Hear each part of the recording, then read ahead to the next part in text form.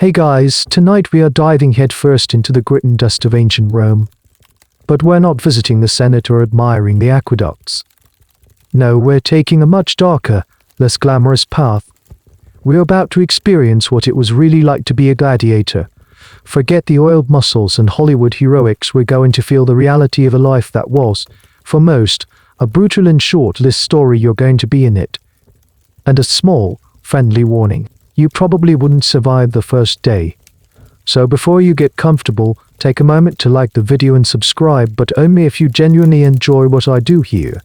Your support is what keeps these late-night journeys into the past going. And while you're at it, let me know in the comments what city you're listening from, and what time it is for you. I love seeing how far these stories travel. Now dim the lights, maybe turn on a fan for that soft background hum, and let's ease into tonight's journey together. The day begins just like any other in your small corner of the sub-URA, Rome's sprawling, chaotic, and vibrant slum. The air is thick with the smell of baking bread from the PIS-dry-NUM downstairs, the distant chatter of vendors in the forum, and the ever-present, low hum of a million lives packed too closely together. You are not a warrior. You are not a warrior. You are a craftsman, maybe a potterer. You are a craftsman, maybe a potterer, not from a sword. Life isn't easy, but it's yours. You wake, you work, you share a cheap meal of bread and bean stew, and maybe if you've saved a few coins, you head to the local tavern for a cup of watered-down wine. Tonight is one of those nights. The tavern is loud, smoky, and crowded. The laughter is a little too forced, the arguments a little too sharp. You're minding your own business, nursing your drink, when a dispute breaks out at a nearby table. A game of dice has gone wrong. Voices are raised. A bench is knocked over. And you try to make yourself small, to become part of the wall. But in a place this cramped, there's nowhere to go. Someone gets shoved, they stumble into you, and your cup of precious wine spills across the tunic of a legionary off-duty, a man with a face like a clenched fist and a temper to match. It happens so fast. An accusation, a denial, a punch. You're not a fighter, but you raise your hands to defend yourself. That's all it takes. The brawl sucks you in. When the vigiles, the city watch, finally storm the place, they don't care who started it. They see a brawling mess of bodies, and you're part of it. You're dragged out onto the street, your head ringing, your lips split. The legal process for someone of your station is a terrifyingly swift affair. There's no eloquent lawyer, no jury of your peers. You stand before a magistrate who has seen 100 cases like yours this week. He's bored. The legionary, a servant of the state, gives his version of the story. You, a nobody from the sub-URA, try to explain, but your words are a panic jumble. The magistrate doesn't care about the truth, he cares about order. And you represent disorder. He could send you to the mines a certain death. He could order your execution. But the upcoming games need fresh talent. They always need fresh talent. He delivers the sentence without even looking at you, damnatio ad ludum. Condemned to the games. Not to die immediately, but to be sent to a gladiatorial school. In that moment, your old life evaporates. The legal term for what happens to you is capitis diminuti o maxima, the total loss of legal standing. You are no longer a citizen, not even a person. You are now classified as a razor thing, an object to be owned. This is a key historical point. Gladiators weren't just prisoners, many were legally stripped of their humanity before they ever picked up a sword. You are shackled and thrown into a holding cell with others, thieves, runaway slaves, prisoners of war. The one thing you all share is the same stunned, hollow look in your eyes. Later, you are chained together and marched through the very streets you used to walk as a free man. People stop and stare. Some mock you, others look away with pity, but no one helps. You are a public spectacle now. Historians still debate the true purpose of these public condemnations. Were they a genuine form of justice, a way to punish criminals while giving the state a return on its investment through entertainment? Or was the legal system just a cynical pipeline, designed to feed the insatiable appetite of the arena as you stumble along in your chains? You don't feel like a criminal being punished. You feel like livestock being led to a very specific, very brutal market. The march ends before a formidable, windowless compound on the edge of the city. High stone walls topped with shards of pottery surround it. A single, heavy wooden gate is its only entrance. From within, you can hear the rhythmic clang of metal and the harsh shouts of men. This is the Ludus, the Gladiator school. Your new home. Your prison. The gate creaks open, revealing a dusty, sun-baked courtyard. The smell hits you first, a mixture of sweat, fear, and something metallic that sticks to the back of your throat. A powerfully built man with a whip coiled over his shoulder looks you and the other new arrivals up and down, his face an unreadable mask of calculation. Your journey into the abyss has just begun. The heavy wooden gate slams shut behind you with a sound of finality, the iron bolt sliding home with a deafening thud. That sound severs your last tie to the world you knew. The noise of the city is gone, replaced by the stark, intimidating silence of the courtyard, broken only by the crunch of your own feet on the gravel and the distant, rhythmic clang of steel. You are inside the Ludus welcome to hell, dressed up as a school. You and the other newcomers ushered into a line in the center of the vast, sun-bleached yard. The ground is hard-packed earth, swept clean but perpetually dusty. Around the perimeter are various structures along, no barracks, a forge where a smith is hammering on an anvil, sparks flying with each blow, and a covered training area where shadowy figures move with practiced violence. The entire compound is overseen by watchers at each corner, manned by impassive guards armed with spears. There is no escape. The architecture screams it. The man with the whip, you learn, is one of the doctoress, the trainers.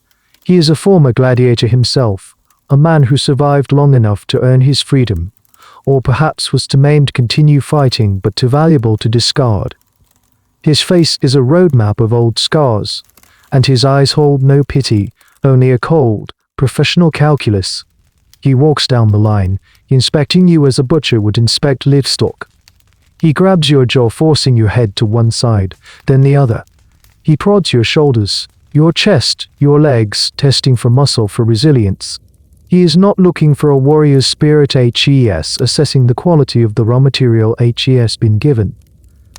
You are a block of marble from which he might carve a fighter, or you might just be a flawed stone destined to be discarded. This is a key aspect of the Ludus. It was a business. While the most famous school, the Ludus Magnus, was an imperial institution connected by a tunnel to the Colosseum itself, most were privately owned. The man who owned this place, the entrepreneur in the most brutal sense of the word. You are his latest acquisition, an investment he expects a return on, either through your victories in the arena or by renting you out for provincial gain. Every bowl of barley porridge you eat is an expense. Every training lash is a tool to shape his asset. Your life has a price tag. As you stand there, stripped of dignity, you start to notice the details of your new prison. Scratched into the stone walls of the barracks are names, dates, and crude drawings. This is a fascinating bit of archaeological evidence found in places like Pompeii. Gladiators, despite their status, were not all illiterate brutes. Some left their mark. You might see a carving Saladas, the THRAX, the heartthrob of the girls, or Crescens, the net fighter, 7 wins. It's a ghost of a human voice in a profoundly inhuman place. A desperate attempt to say, I was here, I existed. The doctor finishes his inspection and barks orders. You are shoved towards the barracks. The air inside is stale and smells of unwashed bodies, sweat, and despair. It's a long open hall lined with small doorless cells, each just a little bigger for a straw pallet and perhaps a small shelf. There is no privacy here. Your life is now public property within these walls. You see other men, the veterans of this place. Some are tending to wounds, wrapping linen strips around their arms. Others are sharpening weapons with a slow, methodical focus. A few just stare at the wall, their eyes vacant.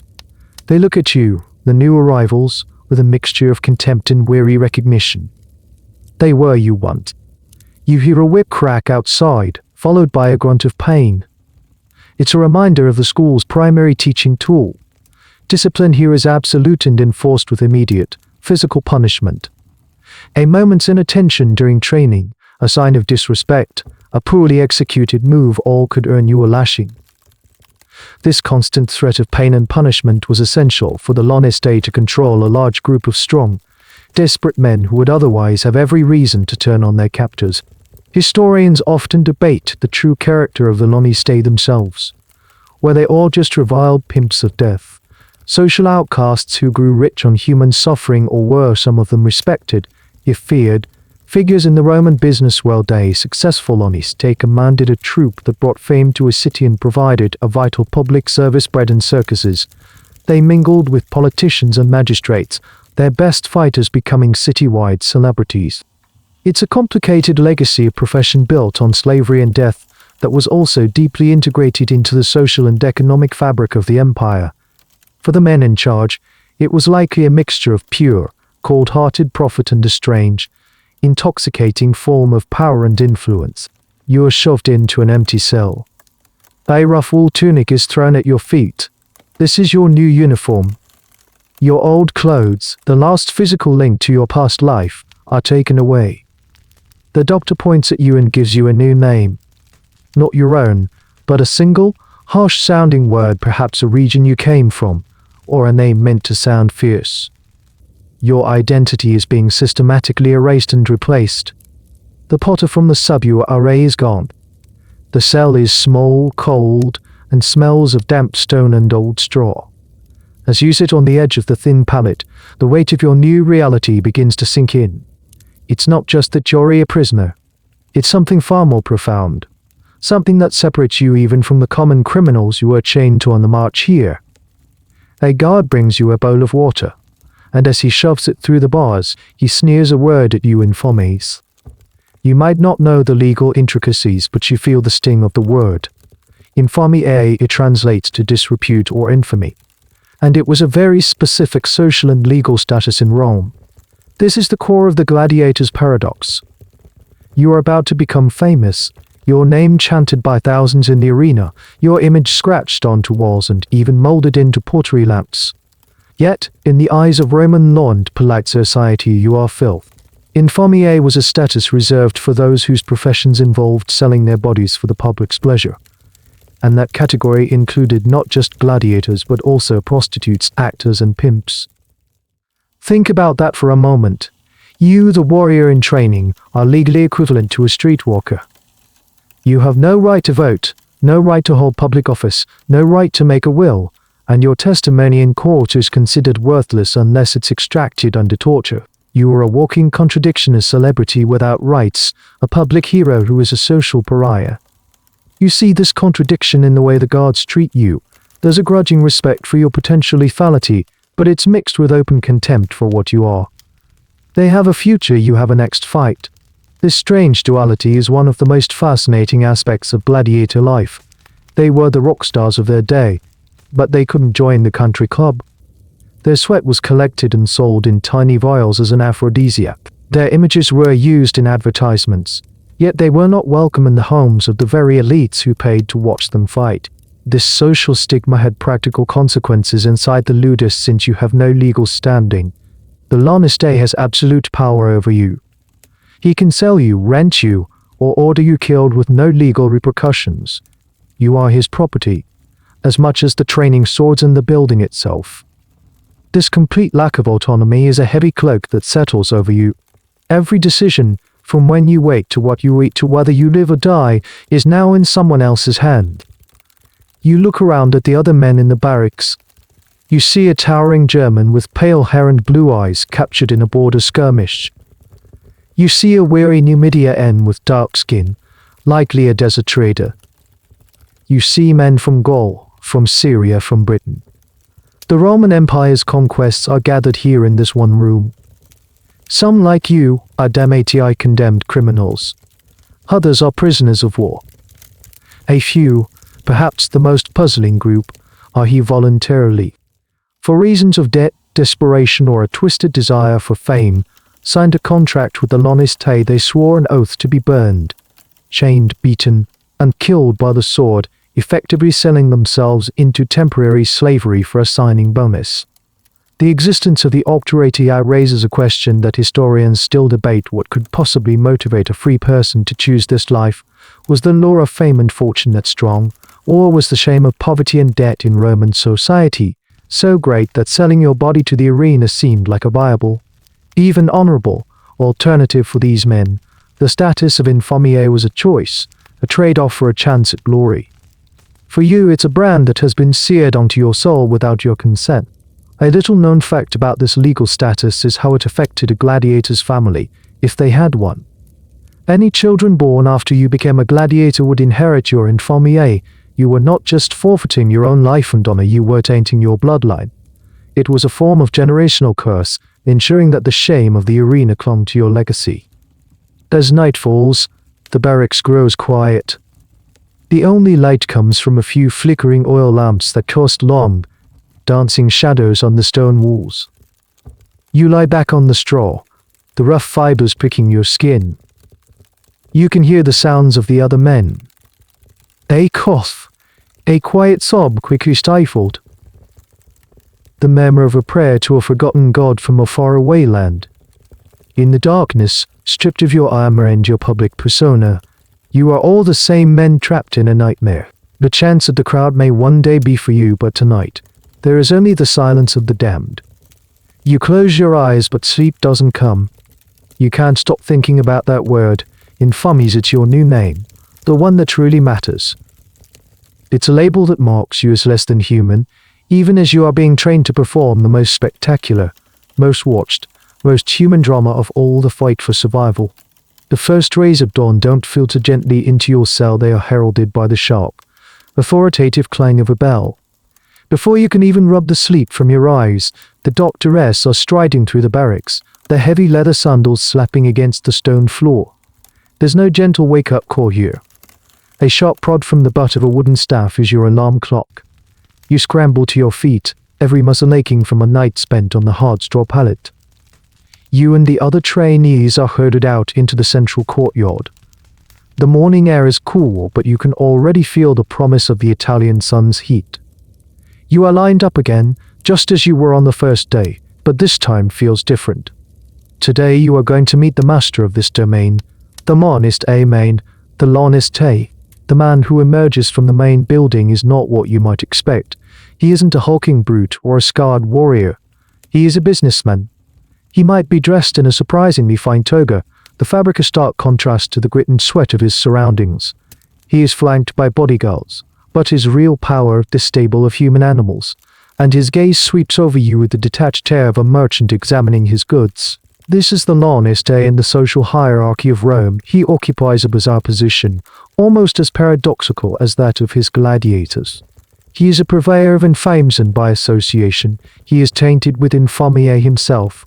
He is a reviled figure in the writings of moralists like Seneca, who saw him as a pimp dealing in human lives. The word lanistae itself is thought to be of Etruscan origin, related to a word for butcher or executioner. Yet, despite this social stain, a successful lanistae could be incredibly wealthy and influential. He was a major figure in the entertainment industry, which was as central to Roman urban life as the grain supply. He negotiated contracts with civic magistrates and provincial governors. He owned prime real estate.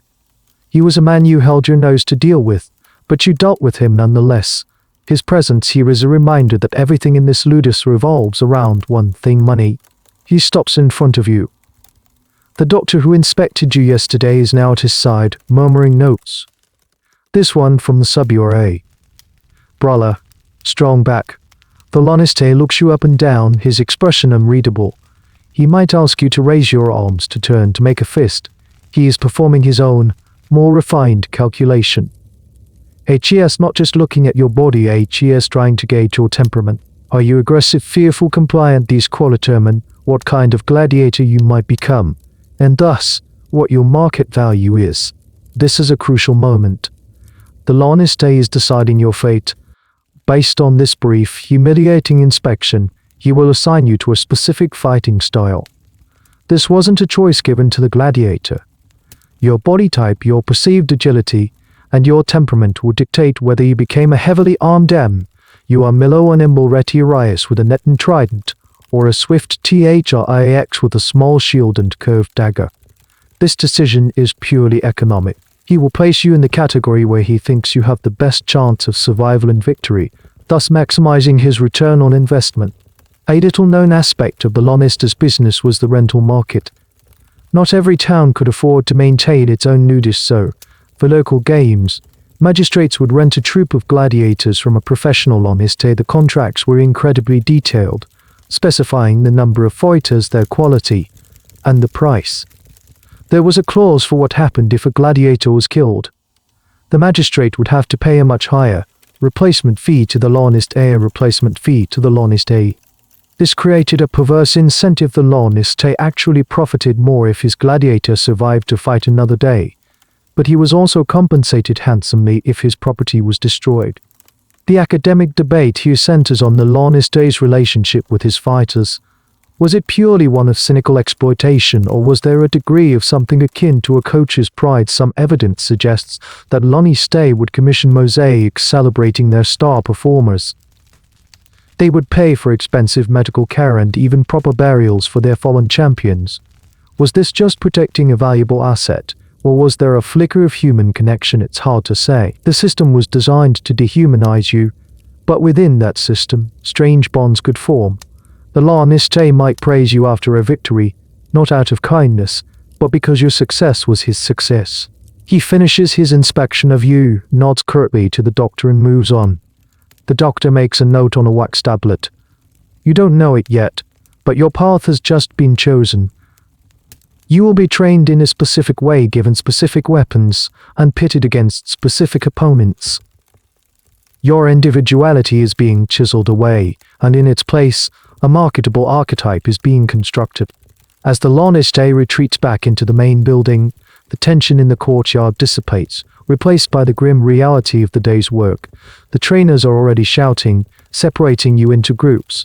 The fort roars to life, the sounds of training, the thud of wooden swords, the crack of whips, the grunts of exertion swell to fill the air. The owner has seen his property. Now the work of shaping it begins. You are no longer just a condemned man. You are a product in development. You're issued out of the main courtyard and back towards the long, low barracks. The cell you were assigned last night is no longer just a temporary holding space. It is now your designated slot in this human warehouse. As you are pushed into the cramped, stone-walled cubicle, you find you are not alone. A man is sitting on the other straw pallet, methodically sharpening a short, broad-bladed knife with a whetstone. He doesn't look up as you enter. This is your new reality, the complete absence of personal space. Your cell, which is barely large enough for two men to lie down in, is your home, and you will share it. The man across from you could be your future training partner, your staunchest ally in the brutal politics of the ludus, or the man you are eventually forced to kill in the arena. This constant, forced intimacy with potential rivals is one of the key psychological pressures of the school. He finally glances up. His face is a network of old scars, one eye slightly clouded from an old injury. He is older than you, maybe in his 30s, which makes him an ancient veteran in this line of work. He introduces himself with a single, guttural word.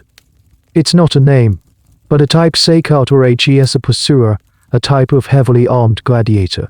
He says nothing more, returning to his knife, the rhythmic shush of the stirring on steel filling the small cell. You sit down on your own pallet, the silence stretching between you. This is how relationships are forged here, not through friendly conversation, but through shared proximity and observation.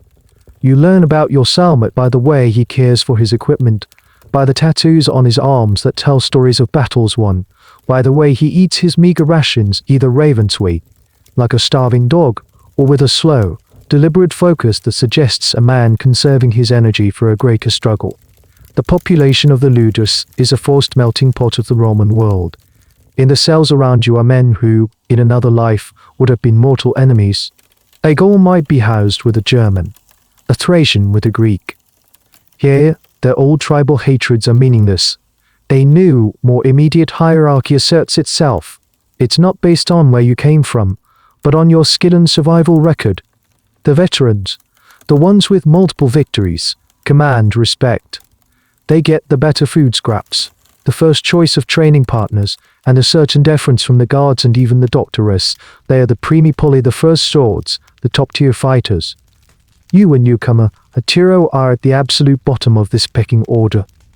This internal hierarchy is crucial to love control for the lanistae by creating a system of privilege and rank within the gladiator community itself. He encourages competition and discourages solidarity. If everyone is striving for the top spot, they are less likely to unite and overthrow their common oppressors.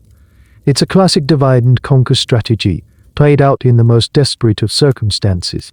A strange and little-known detail about life in the barracks is the existence of families, or familia gladiatiae.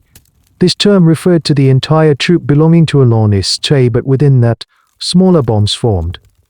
Gladiators might form partnerships, looking out for one another, sharing food, and ensuring that if one of them died, the survivor would perform the proper burial rites. Sometimes these bonds were formalized. There's evidence of gladiators leaving inscriptions on tombs for their dearest comrade. This is a deeply human impulse blooming in the most inhuman of environments. The question that historians still ponder is the nature of these relationships. Were they genuine friendships, born of shared trauma and mutual respect, or were they merely pragmatic alliances, temporary pacts of convenience in a world where you needed someone to watch your back? It was likely a complex mixture of both. Your cellmate might save you from a beating by a bully one day, and be the man trying to drive a sword through your chest the next, and it was just as rare. Later that day, the evening meal is served. It's not a communal feast. A guard comes by on shelves to wooden bowls into your cell. You and the say cut or eat in silence. It's your first chance to truly observe him. You notice he has a small, carved wooden bird that he keeps on the shelf above his pallet. A memento from a past life, a good luck charm you don't dare ask. In this place, a man's past is a ghost that walks beside him, and it's considered rude and possibly dangerous to acknowledge it. As darkness falls, the sounds of the barracks are a symphony of misery, coughing, muttering in different languages, the groans of men nursing fresh injuries from the day's training. You lie on your straw, inches away from a man you barely know, a professional killer. You can hear his slow, steady breathing in the dark. Is he asleep, or is he, like you, staring into the abyss of the ceiling, wondering how long this living nightmare will last? He is the first person in this new world you have to learn to live with.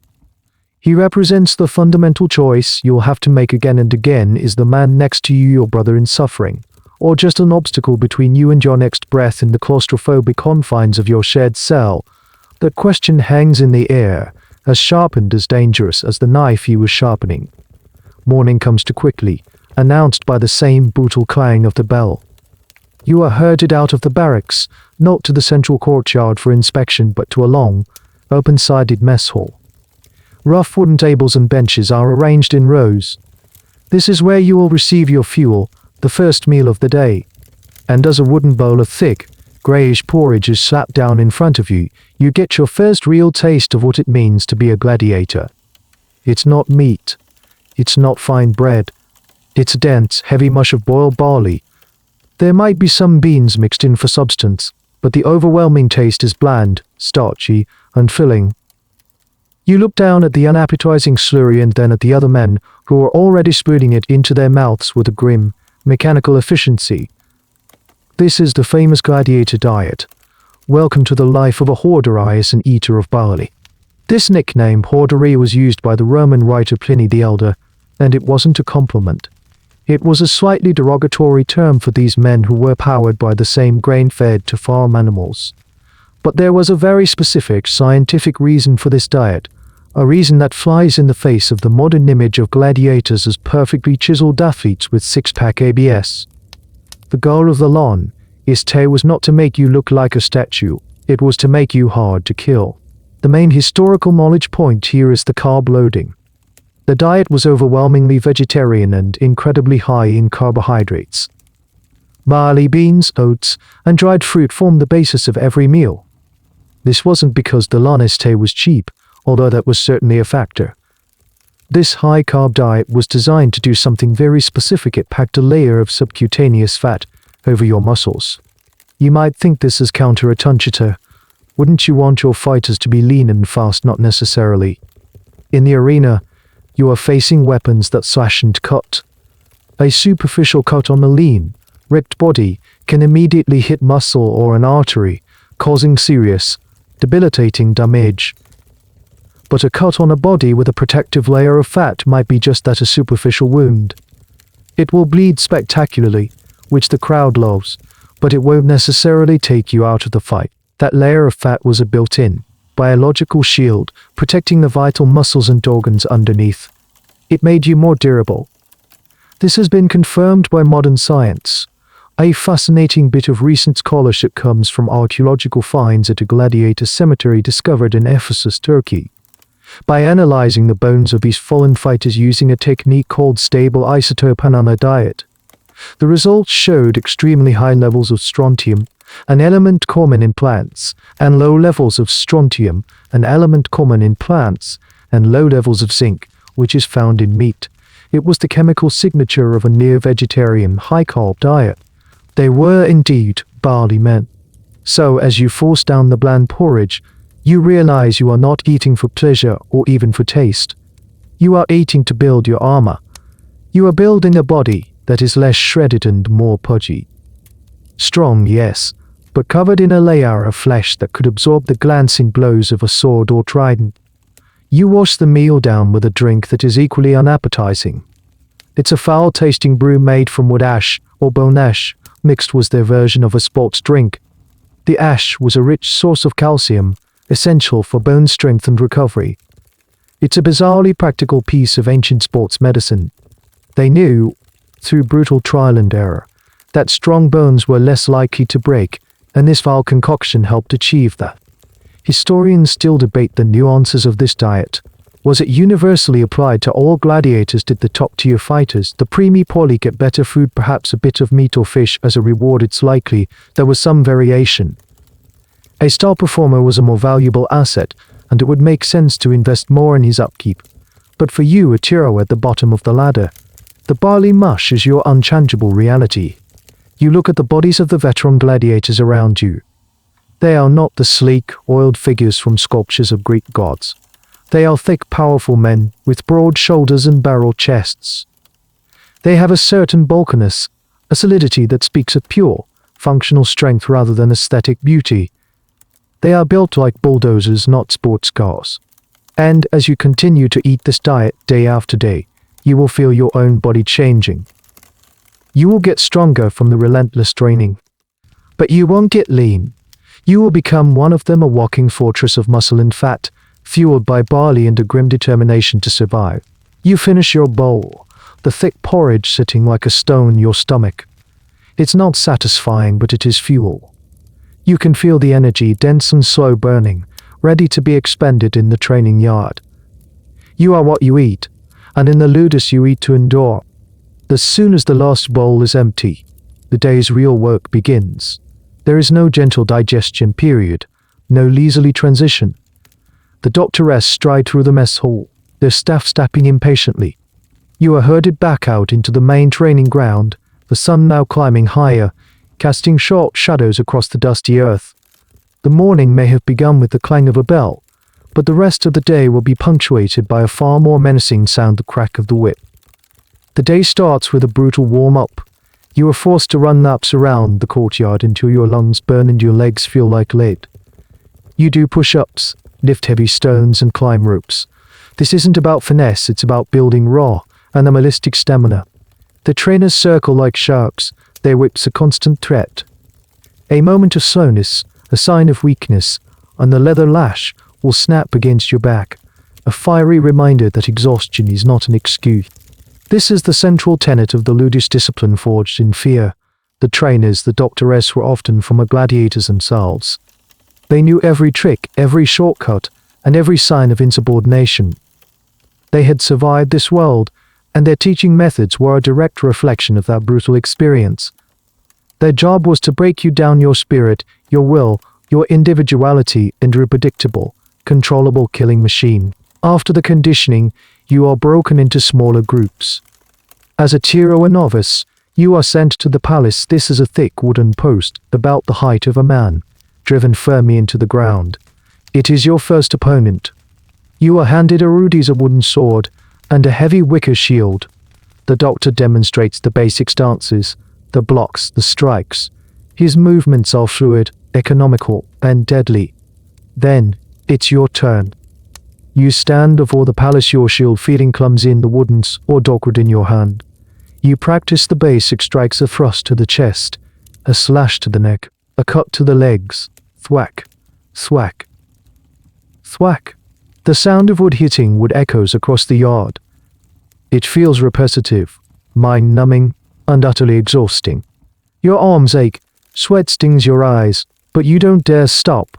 The trainer watches you with an eagle eye, his corrections coming in the form of a sharp verbal rebuke or a painful rap of his staff against your shins or knuckles. Lower, your guard is too high, you'd be dead already. The whip is not just for punishment, it's a chillingly specific detail mentioned in Roman sources. Trainers would use the whip to literally trace the correct path of a sword strike on a trainee's body, or to flick at an exposed area to teach them to keep their guard up. Pain is the teacher here, and its lessons are not easily forgotten. A little-known fact about the training is its sheer methodical nature. It was just a chaotic free-for-all. The Romans were masters of organization, and they applied this to gladiator training as well. Each type of gladiator had a specialized doctor. There was a Dr. Th. Racum for the Thracians, a Dr. M.U. Millans, and so on. Each trainer was an expert in the specific techniques, weapons, and strategies of that fighting style. It was a highly specialized, systematic education in violence. As the sun reaches its peak, the heat in the courtyard becomes oppressive. The dust kicked up by dozens of training feet coats your throat and skin. There are no water breaks. You drink when they tell you to drink.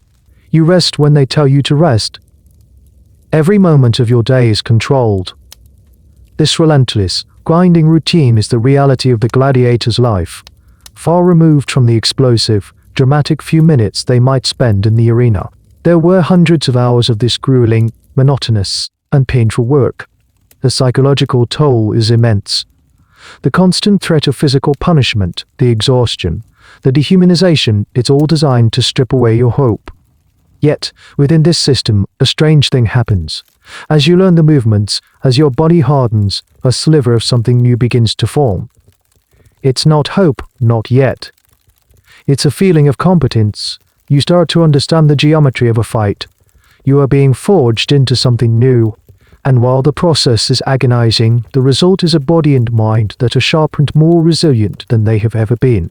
Historians are still discussing the psychological state of gladiators.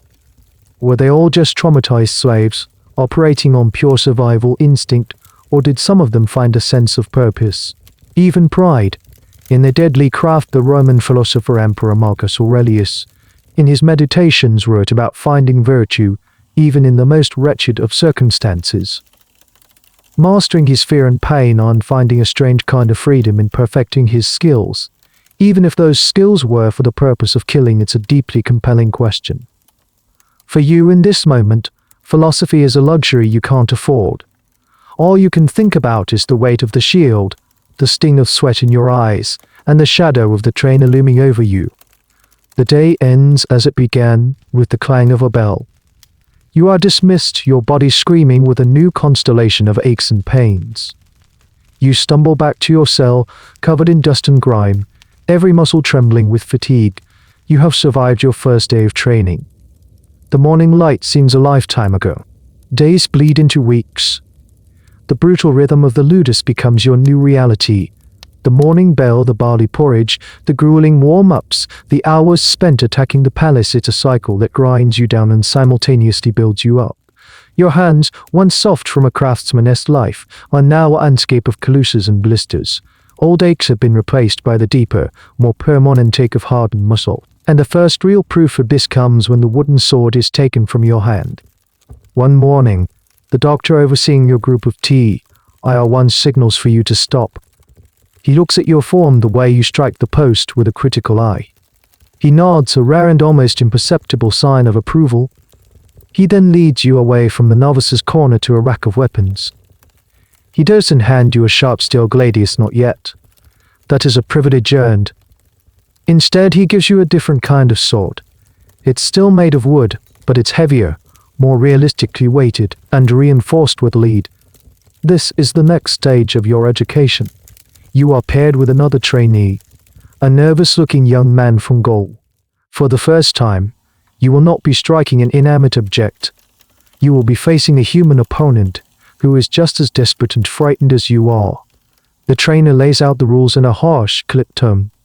This is not even a fight to the death. This is not even a fight to first blood. This is a drill. The goal is to execute the techniques you've learned, not to maim your partner. Wicker shields up, heavy wooden swords held ready, the air crackles with a new kind of tension. The first blow is clumsy. You both lunge at the same time, your wooden swords clattering together with a dull thud. It feels frantic and sloppy. The doctor immediately cracks his whip on the ground between you. No, control. Technique, not rage. He balks. Rage is for the arena, for the show. Here, in the training yard, it's about precision. You begin again, this time more cautiously. You remember the lessons from the palace. Keep your shield up to protect your torso. Keep your sword arm back, ready to thrust. You probe his defenses, he probes yours. It's a tense, exhausting dance. Then he makes a mistake. He overextends on a strike, leaving his side exposed for a fraction of a second. Without thinking, you execute a quick thrust, just as you've done 1,000 times to the wooden post. The leaded tip of your sword connects solidly with his ribs. He lets out a sharp grunt of pain and stumbles back, clutching his side. The sound is sickeningly real. It's not the clean thwack of wood on wood. It's the sound of force meeting flesh and bone. The doctor doesn't rush to his aid. He simply watches, his face impassive. The Gaul straightens up, his face pale, and gets back into his stance. The drill continues. This is a crucial, if brutal, part of the training. The use of heavy, non-lethal weapons allows you to experience the real impact and pain of a blow without the risk of a fatal injury. It teaches you in a very visceral way where your vulnerabilities are. It teaches you that even a wooden sword can break a rib if it lands correctly. The pain is a powerful instructor, searing the lessons into your muscle memory. A key point of historical knowledge is that these practice weapons were often deliberately made to be heavier than their real counterparts, to build up the necessary strength and stamina for wielding the lighter, deadlier steel in the arena. A little-known aspect of these training bouts is the psychological game. You are fighting against men you share a cell with, men you eat alongside. You learn their weaknesses, their tells. You see the flicker of fear in an opponent's eyes before he commits to a strike. You learn to mask your own intentions, to project a confidence you don't feel.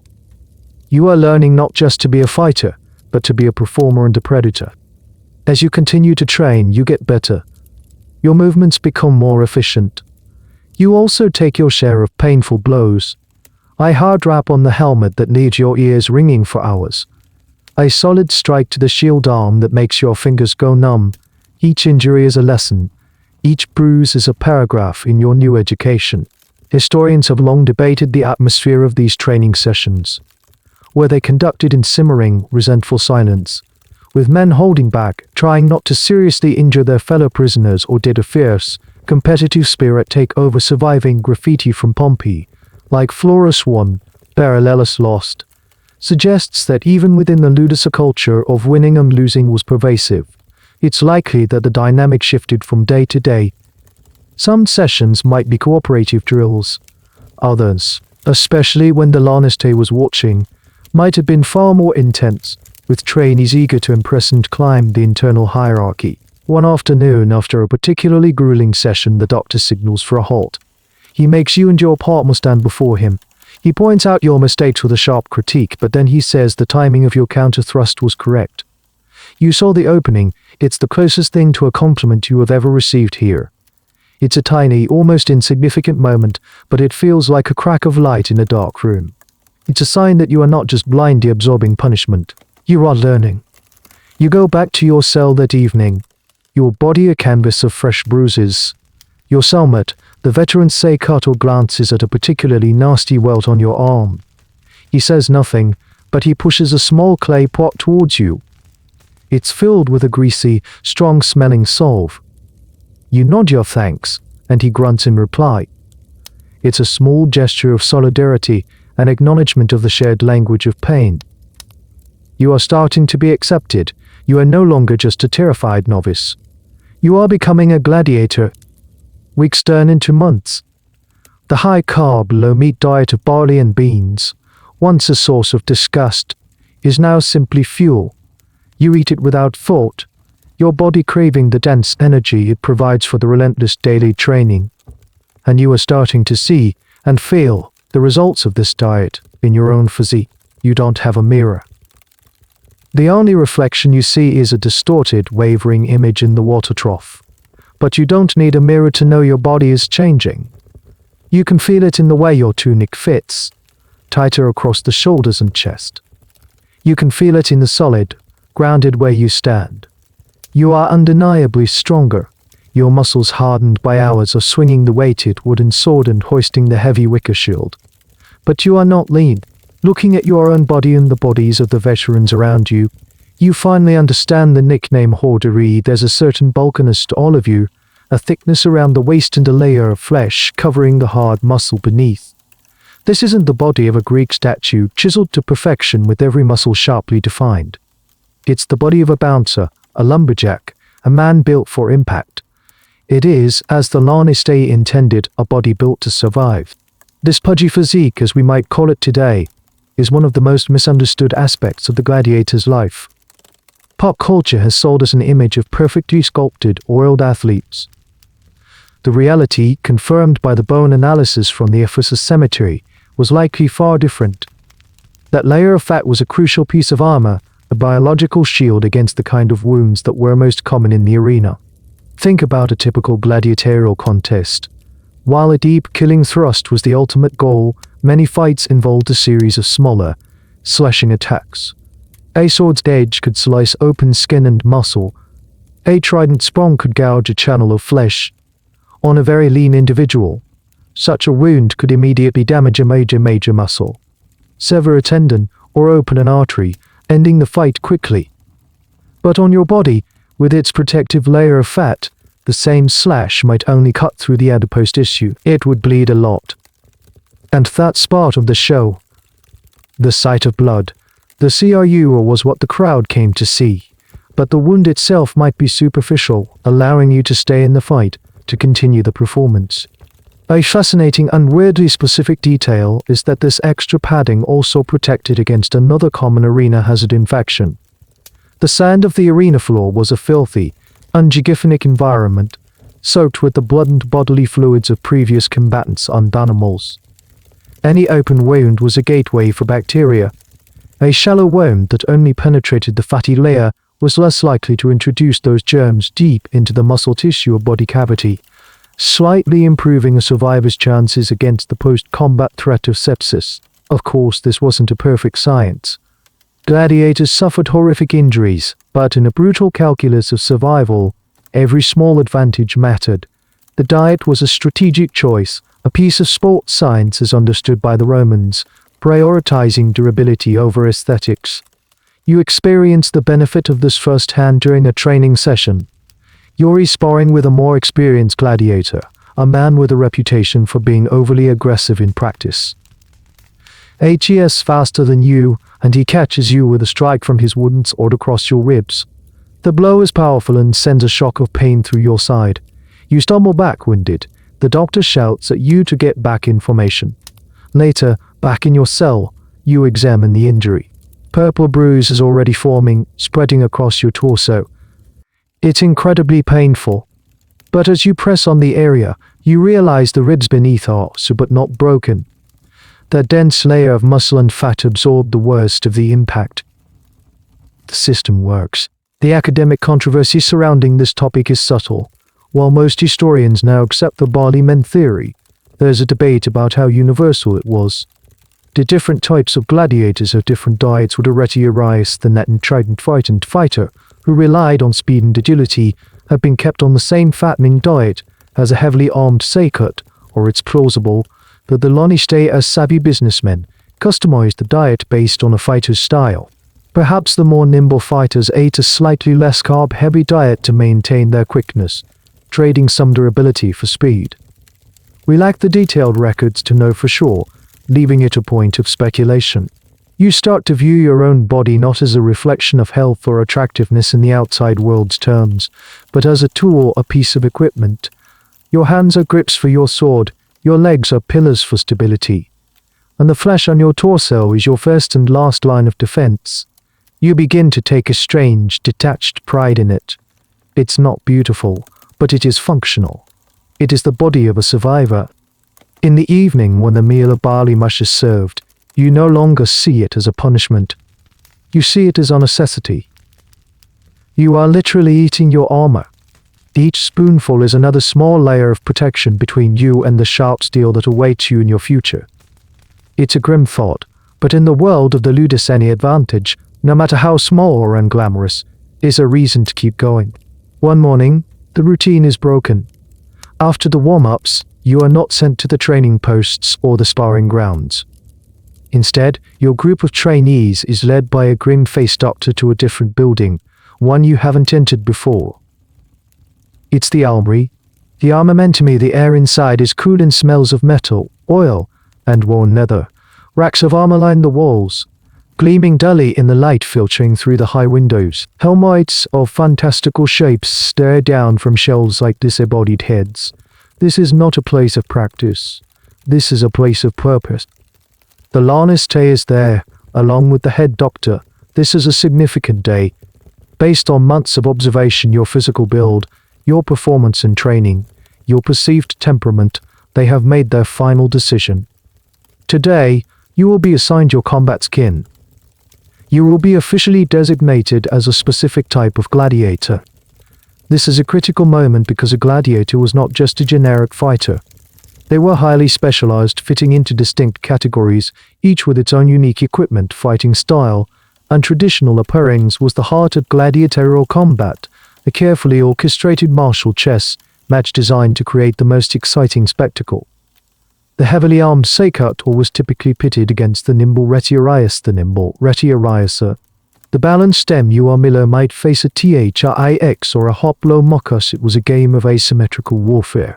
The lanistae walks down the line of trainees, stopping in front of each man and declaring his type. He points at the big German, Milo. To the weary Numidian, retiarius, he then stops in front of you. He looks you over one last time, a flicker of calculation in his eyes. You're solidly built but quicker on your feet than some of the other larger men. You've shown an aggressive instinct in the sparring sessions. Thrix, he declares. The doctor pulls you from the line and leads you to a section of the armory. He begins to lay out your new identity piece by piece.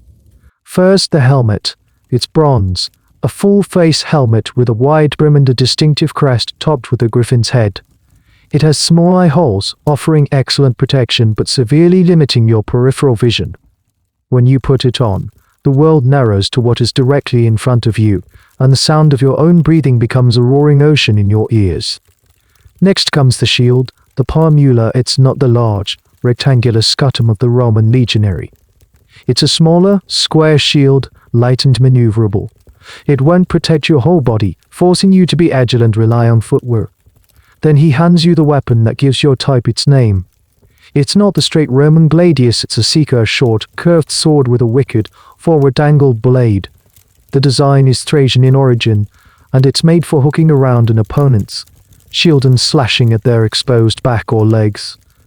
It's an aggressive, vicious weapon. Finally, the defensive armor. You are given a manica segmented armor that protects your sword arm, and two high greaves, or shin guards made of padded leather and bronze, that extend up to your mid-thigh. Your torso is left bare. This is the classic trade-off of the Thrix. You have some protection, but your main defense is speed and aggression, using your small shield and hooked sword to press the attack. As you put on the equipment for the first time, you feel a profound transformation. The weight of the bronze helmet, the unfamiliar balance of the curved sword, the way the greaves restrict your stride, it all feels alien. You are no longer just a man. You are a set of equipment, a specific role in a deadly play. Your personal fighting style is now irrelevant. You must learn to fight like a Thrix. A weird but historically documented detail is the sheer theatricality of the armor. The griffin on your helmet, The elaborate embossing on some of the greaves, this wasn't just for protection. It was for show. It created a character. The audience knew what to expect from a THRAX. They knew his style, his traditional opponent. The armor was a costume that helped tell the story. Some helmets were so ornate they were clearly intended for the pre-game parade pomp rather than actual combat. Historians often debate the origins of these gladiator types. The prevailing theory is that many of the earliest types, like the Samnite, the Gaul, and the Thracian, were originally based on the peoples Rome had conquered. It was a way of ritualistically reenacting their military victories. The captured enemies were forced to fight in their native gear for Roman entertainment. Over time, these ethnic designations evolved into standardized classes, losing their direct connection to specific peoples but retaining the distinctive equipment. It was a form of symbolic triumph, constantly reminding the Roman populace of its own dominance. You are sent back to the training yard, now wearing your full gear. It's clumsy and heavy. Your movements are awkward. The limited vision from the helmet is disorienting. You now have to relearn everything. How to move, how to strike, how to defend, all within the constraints and advantages of your new skin. You are no longer a generic hero, you are a THRAX in training. The doctor who oversees your training is now a Dr. THRAX, a specialist. He will teach you the specific moves of your class, the quick, darting footwork, the way to use the palmula to deflect and bind an opponent's shield, the vicious, hooking strikes of the seeker. Your education has just become much more focused and much more deadly. As you stumble through your first drills in the heavy bronze helmet, the reality sets in. This is the armor you will wear into the arena. This is the equipment in which you will either find victory or die. Now that you have your assigned role, the social fabric of the ludus becomes clearer and more complex. You are no longer just a hero, you are a THRAX. This identity places you within a new set of relationships and rivalries. The internal hierarchy of the school, which you once viewed as a simple pyramid with the veterans at the top and you at the bottom, now reveals its intricate, unspoken rules. Your primary training partners are now other THRAXs you drill together, learning the specific cadence of your shared fighting style. A bond forms within this subgroup, a sense of shared craft and struggle. You learn from the more experienced THRAXs who offer grudging advice, pointing out a flaw in your stance or a weakness in your guard. It's not friendship, not exactly. It's the practical collaboration of craftsmen who happen to be working with the same deadly tools. But this specialization also creates new tensions. The training yard becomes a mosaic of different factions.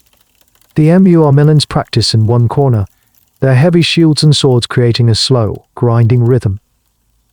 The Retiarii are in another, practicing the flick of the wrist needed to cast their nets, a movement full of grace and whip-like speed. You begin to eye these other groups with a professional suspicion. They are no longer just fellow prisoners, they are your future opponents. The most intense rivalry, you quickly learn, is between the paired classes. As a THRAX, your traditional opponents are the MUR Millans or the Hoplomach, are heavily armed fighters who represent a classic contrast of styles. The MUR Miller, with his large shield and straight sword, is a walking fortress. You, with your small shield and curved blade, are the nimble aggressor. When your groups train near each other, the air is thick with a competitive energy. The strikes against the training posts seem to land a little harder. You are sizing each other up, even in these mundane drills. This internal competition is a key survival skill. You need to understand how a MUR Miller moves, how he uses his large shield to create a wall of defense. You watch them, studying their footwork, their habits, looking for any potential weakness. Your life will one day depend on this passive observational knowledge. The lanistae and the doctoress encourage this. They might even post the results of sparring matches, fueling the competition. A THRAX who consistently bests his training partners earns a sliver of prestige. A MUR Miller who shows promise is given a slightly better piece of equipment. It's a microcosm of the honor and reward system of the arena itself. A little-known aspect of the ludus social structure was the concept of the hero being sponsored by a veteran. An experienced gladiator, a primus palus, might take a promising novice under his wing. This wasn't an official system, but an informal mentorship. The veteran might offer extra instruction, protect the hero from bullies, and teach him the unwritten rules of survival. Why would they do this? The motivations were likely complex. Perhaps it was a flicker of empathy, remembering their own terrifying first months. Perhaps it was a way to build a small base of loyal allies within the school. Or perhaps it was a pragmatic choice to improve the quality of the troop, as a stronger school meant more victories and better rewards for everyone. The question still debated by historians is the extent of solidarity among gladiators.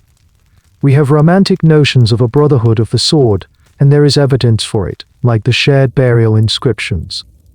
But there is also evidence of intense rivalries and animosity. Graffiti from Pompeii contains insults one gladiator type might hurl at another. The truth is likely somewhere in the middle. Bonds were real, but so was the competition. It was a community of men who understood each other's plight better than anyone else, but who also knew that their own survival might require their brother's death. It was a fragile, conditional solidarity, always shadowed by the reality of the arena. You learn the rules quickly. You don't fraternize to openly with the MUR-Millans, you show deference to the veteran THRAX who has over a dozen victories to his name.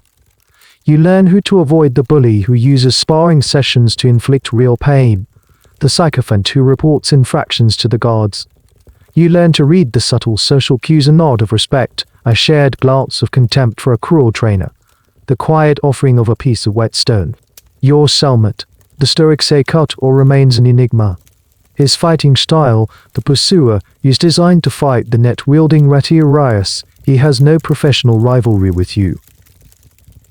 This makes your relationship simpler, a pocket of neutrality in the factionalized barracks.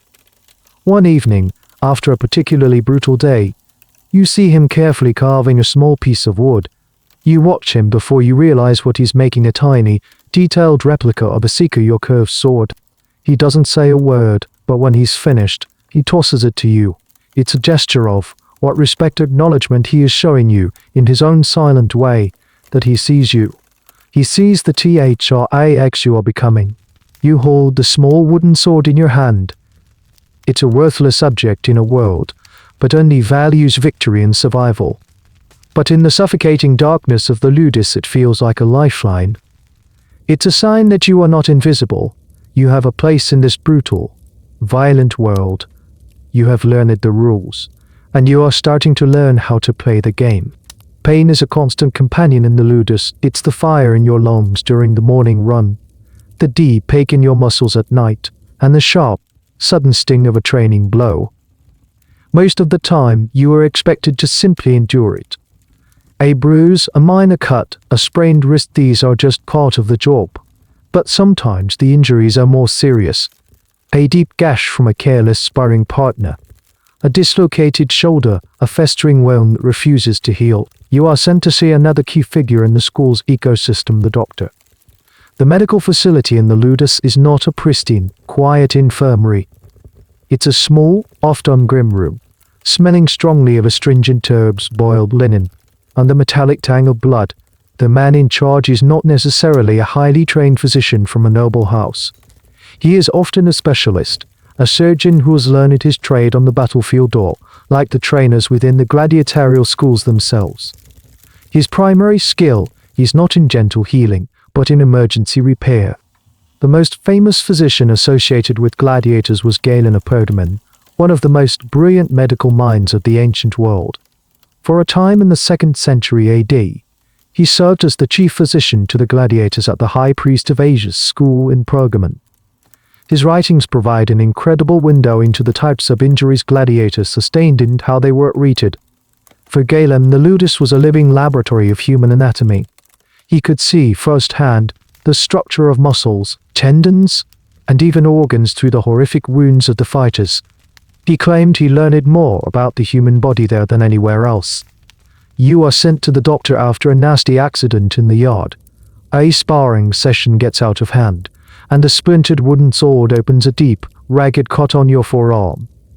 It bleeds profusely, and the doctor decides it needs attention. Use it on a wooden stool in the infirmary as the medic inspects the wound with a clinical detachment. He doesn't offer words of comfort. He is a mechanic looking at a broken machine. His methods are a mix of surprising sophistication and what we would consider barbaric. First, he cleans the wound, not with gentle soap, but often with wine or vinegar, its acidity acting as a crude antiseptic. It stings, and you clench your teeth to keep from crying out. Then he examines the damage. He might use fine bronze or iron probes to explore the depth of the cut, checking for damage to the underlying muscle or tendons. If the wound is clean, he will stitch it shut. The doctor uses needles made of bronze and thread made from linen or animal sinew. His stitches are quick and precise. He knows that a well-closed wound heals faster and is less likely to leave a debilitating scar. After stitching, he will apply a dressing. This isn't a simple bandage. It might be a poultice made of medicinal herbs known for their antiseptic or anti-inflammatory properties, things like yarrow or comfrey. They use bizarre but effective substances, like a paste of honey, which has natural antibacterial qualities. A strange, and rather gross, medical tidbit is the reported use of fresh, warm dung from certain animals on wounds, believing its properties could stop bleeding, a practice that, while horrifying to us, highlights their desperate search for effective treatments in a world without antibiotics. The real enemy, however, is not the wound itself, but the infection that follows. In the filthy environment of the ludus, every injury is a roll of the dice. The doctor does his best, but he is fighting an invisible enemy. You see men with relatively minor injuries suddenly fall ill with a fever, their wounds swelling and turning red. Sometimes they recover. Sometimes they recover. Sometimes they recover. And the doctor's care are all that stand between a simple cut and a slow, agonizing death from sepsis. Historians often debate the true efficacy of these ancient doctors. Were they skilled surgeons who significantly improved survival rates, or were their efforts mostly theater, with luck being the deciding factor? The evidence from skeletal remains suggests they were remarkably adept at certain things, particularly at setting broken bones. We have found gladiator skeletons with well-healed fractures that would have been crippling without effective medical intervention. They were masters of trauma care, however. Their understanding of infection was non-existent. They operated in a pre-germ theory world, and that was their greatest limitation. The doctor finishes with your arm. He wraps it tightly in a clean linen bandage. He gives you a stern look and tells you not to use the arm for 2 days. This is a problem. Missing training can set you back, making you appear weak, but ignoring the doctor's advice could lead to the wound reopening or becoming infected, which is far worse. It's another one of the constant, difficult calculations you must make to survive in this place. As you leave the infirmary, you pass a small, walled-off garden. This is the doctor's herb garden, where he grows his own medicinal plants. It's a small patch of green life in a world of stone, dust, and steel. It's a reminder that even here, in this place dedicated to violence and death, there is a parallel effort at healing and preservation. The entire ludus is a testament to this contradiction. They are investing in enormous resources, food, training, and medical care to keep you alive. Also that you can be put in a situation where you're overwhelmingly likely to die. Your health is a precious commodity to the lanistae, but only up to the moment you step onto the sand. As your skills as a THRIX develop, a strange and unsettling phenomenon begins to occur. Your world is the grim, cloistered reality of the ludus, a cycle of training, eating and sleeping. Yet whispers from the outside world begin to trickle in, and they are about you. The guards talk. The free staff who work in the kitchens or the forge bring stories from the city. You are no longer an anonymous prisoner. You are becoming a name, a figure, public interest. This fame is a bizarre and disorienting experience. You haven't even fought in a real arena yet, but the buzz has started. Perhaps the lanistae, a savvy promoter, has been spreading tales of the promising new THRIX in his troupe. Perhaps people who have connections to the ludus have watched the training sessions and carried reports of your progress back into the city. Whatever the cause, you are becoming a celebrity in absentia. The first tangible sign of this is a gift. A guard brings you a small package during the evening meal. It's from an anonymous admirer in the city. You open it to find a fine, sweet-smelling apple and a small clay tablet. Scratched into the wax is a message for Ludus the Thracian. May fortune favor you.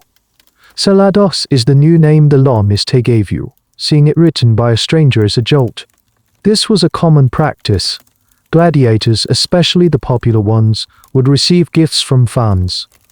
These could be small luxuries like better food, a flask of wine, or even money. These admirers were a strange mix of people. They could be wealthy aristocrats who gambled heavily on the games, or ordinary citizens who developed a passionate, almost fanatical devotion to a particular fighter. They were the ancient equivalent of sports fans, and you are their new favorite player. The gifts are a source of both pleasure and peril. An extra piece of fruit is a welcome treat in a diet of barley mush. But it also breeds jealousy. The other gladiators see the gift. The veterans might see it as a sign of your growing status. Others, those who receive no such gifts, might see it as an unearned privilege. You have to navigate this new social dynamic carefully. Do you share the apple? Do you hide it? Every small action is scrutinized in the claustrophobic environment of the barracks. A particularly weird and well-documented aspect of this gladiator fandom was its romantic, even erotic, dimension. Roman poets like Juvenal wrote scathingly about aristocratic women who became infatuated with gladiators. They were drawn to the raw, dangerous masculinity of the fighters, a stark contrast to their perfumed and pampered husbands. One famous piece of graffiti from Pompey reads, "Saladas the Thrix makes all the girls sigh." Another boasts that a certain gladiator is the master of the girls. Your sweat, scraped from your skin after training, could be collected and sold in tiny vials as a potent aphrodisiac. You, a man with the legal status of infamy, a social outcast, have become a desirable object. This is the ultimate paradox of your existence. You are simultaneously despised and desired, a pariah and a sex symbol. The very people who would not allow you to enter their homes through the front door are fantasizing about you. You have no control over your own body, it belongs to the lanistae, but it has become the subject of public fascination and private desire. Historians have long debated the reasons for this intense celebrity culture. Was it simply a thirst for entertainment and heroes in a society that valued martial prowess, or did it serve a deeper psychological function perhaps? By idolizing these men who lived on the very edge of life and death, ordinary Romans could experience a vicarious thrill, a safe way to touch the void.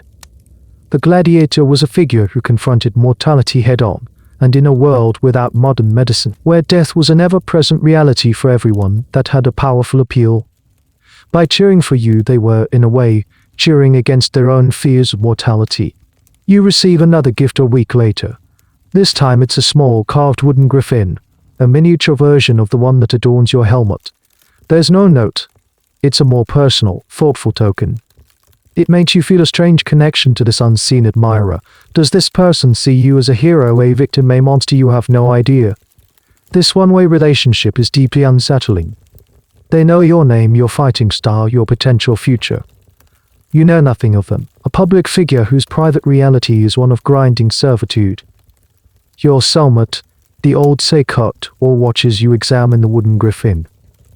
He scoffs, a short, humorless sound. "Don't let it go to your head," he grunts.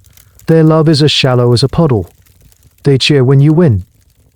They turn their thumbs down when you lose. It means nothing." He speaks with the weary cynicism of a man who has seen it all before. He knows that this adoration from the outside is fickle and meaningless. The only thing that matters is what happens inside the ludus, and eventually, on the sand, you put the wooden griffin on the small shelf in your cell, next to his carved bird. It's a strange collection of objects, symbols of a life you don't control. The gifts are a constant reminder of the bizarre dual life you now lead. You are a slave in a cell, and a star on a public stage you have yet to even step on. The pressure is mounting. Now you don't just have to survive for yourself. You have to live up to the expectations of a crowd of strangers who have, for their own inscrutable reasons, chosen you as their champion.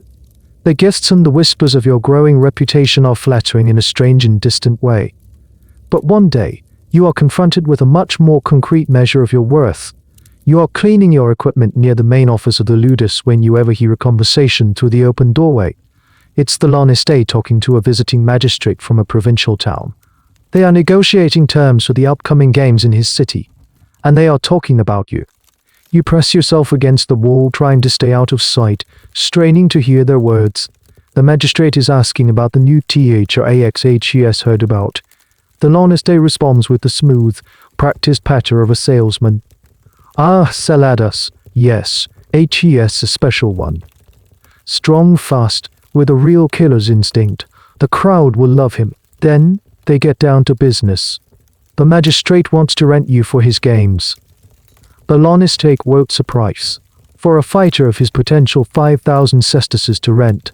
A wave of dizziness washes over you. 5,000 sesterces. That's more money than you would have seen in a decade of your old life. It's the annual salary of a legionary soldier. And that's just the rental fee. Then comes the part of the conversation that freezes the blood in your veins. The magistrate asks, and the compensation clause if he has killed the lanistae's voice is calm, matter of fact. If he falls, the price is 50,000 sesterces. 50,000 sesterces. That is your death price. That is the sum the magistrates down will have to pay your owner if you die in their arena. In that single, chilling moment, the entire brutal economy of your existence is laid bare. You are an asset. Your survival has a certain value to the lanistae represented by the rental fee and your potential for future earnings. But your death has a value too. A much, much higher one. This is a core historical point about the business of gladiatorial games. The contracts, known as pactae, were incredibly detailed legal documents. The lanistae was, in essence, insuring his property. By making the cost of a gladiator's death prohibitively high, the team he created a strong financial incentive for the game's organizer, the editor, to spare the fighter's life. The editor might be inclined to grant him mercy missio rather than pay the exorbitant death fee. Your life could literally be saved by a quick cost-benefit analysis in the mind of a politician. You stumble away from the doorway, your head spinning. You are a walking investment portfolio. The lanistae has fed you, trained you, and cared for your injuries not out of any sense of humanity, but to increase your market value. You look at your hands, the calluses, the healed cut on your forearm. These are not just signs of your struggle. They are features that contribute to your price tag. This knowledge changes everything. It strips away the last vestiges of any illusion you might have had. The burgeoning fame, the gifts from admirers, the sense of accomplishment in mastering your skills, it all feels hollow now, tainted by the cold, hard numbers you just overheard. You are a commodity, and your value fluctuates based on your performance and the grim possibility of your demise. A little-known detail about this pricing is how it varied. A raw recruit, a hero like you once were, might have a death price of only a few thousand sesterces. A seasoned veteran, a primus palace with a string of victories, could be worth 100 times that. Some superstars were so valuable that their lanistae would only let them fight in bouts that an incredibly wealthy patron, like the emperor himself, guaranteed the full replacement cost. Their value made them paradoxically too expensive to kill. The academic debate here revolves around how gladiators themselves perceived their own value. Did they know their price? It seems likely that they would have. The ludus was a hotbed of gossip and information. Did this knowledge inspire them to fight harder, knowing that a higher value meant more prestige and perhaps better treatment? Or did it have a crushing, dehumanizing effect, constantly reminding them that they were just property? The psychological impact must have been immense, a strange mixture of pride and despair. To be worth a fortune is a powerful thing, but to know that your value is highest when you are dead is a truly twisted kind of status. You retreat to the quiet of your cell, the lanistae's words echoing in your mind. 50,000 sesterces. You look at your cellmate, the old Seikot, or who is meticulously oiling the leather straps of his greaves. He must have a price, too. A high one, given his experience. Does he think about it? Has he made his peace with it? You lie back on your straw pallet, staring at the stone ceiling. You used to think the ultimate goal was survival. Now you understand it's more complicated than that. Your life is part of a financial equation you don't control. You are caught in a system where your masters can profit from you whether you live or die. The realization doesn't make you more afraid. It makes you angry. It's a cold, hard anger that settles deep in your gut. Then you will be the most difficult, the most stubborn, the most valuable number they have ever seen. You will not be an easy asset to liquidate. The news of the upcoming provincial games spreads through the ludus like a fever. The atmosphere in the training yard shifts. The rhythmic, monotonous drills of the past few months are replaced by a new intensity, a palpable edge of anticipation and dread. The lanistae and the doctoress are now constantly watching, evaluating. They are no longer just training you, they are preparing you for a specific event. The final stage of your education is about to begin, the dress rehearsal for death. The lanistae decides to hold a series of full-contact mock combats, or prolasi ones, within the walls of the school. These are not the controlled sparring sessions with blunted wooden swords.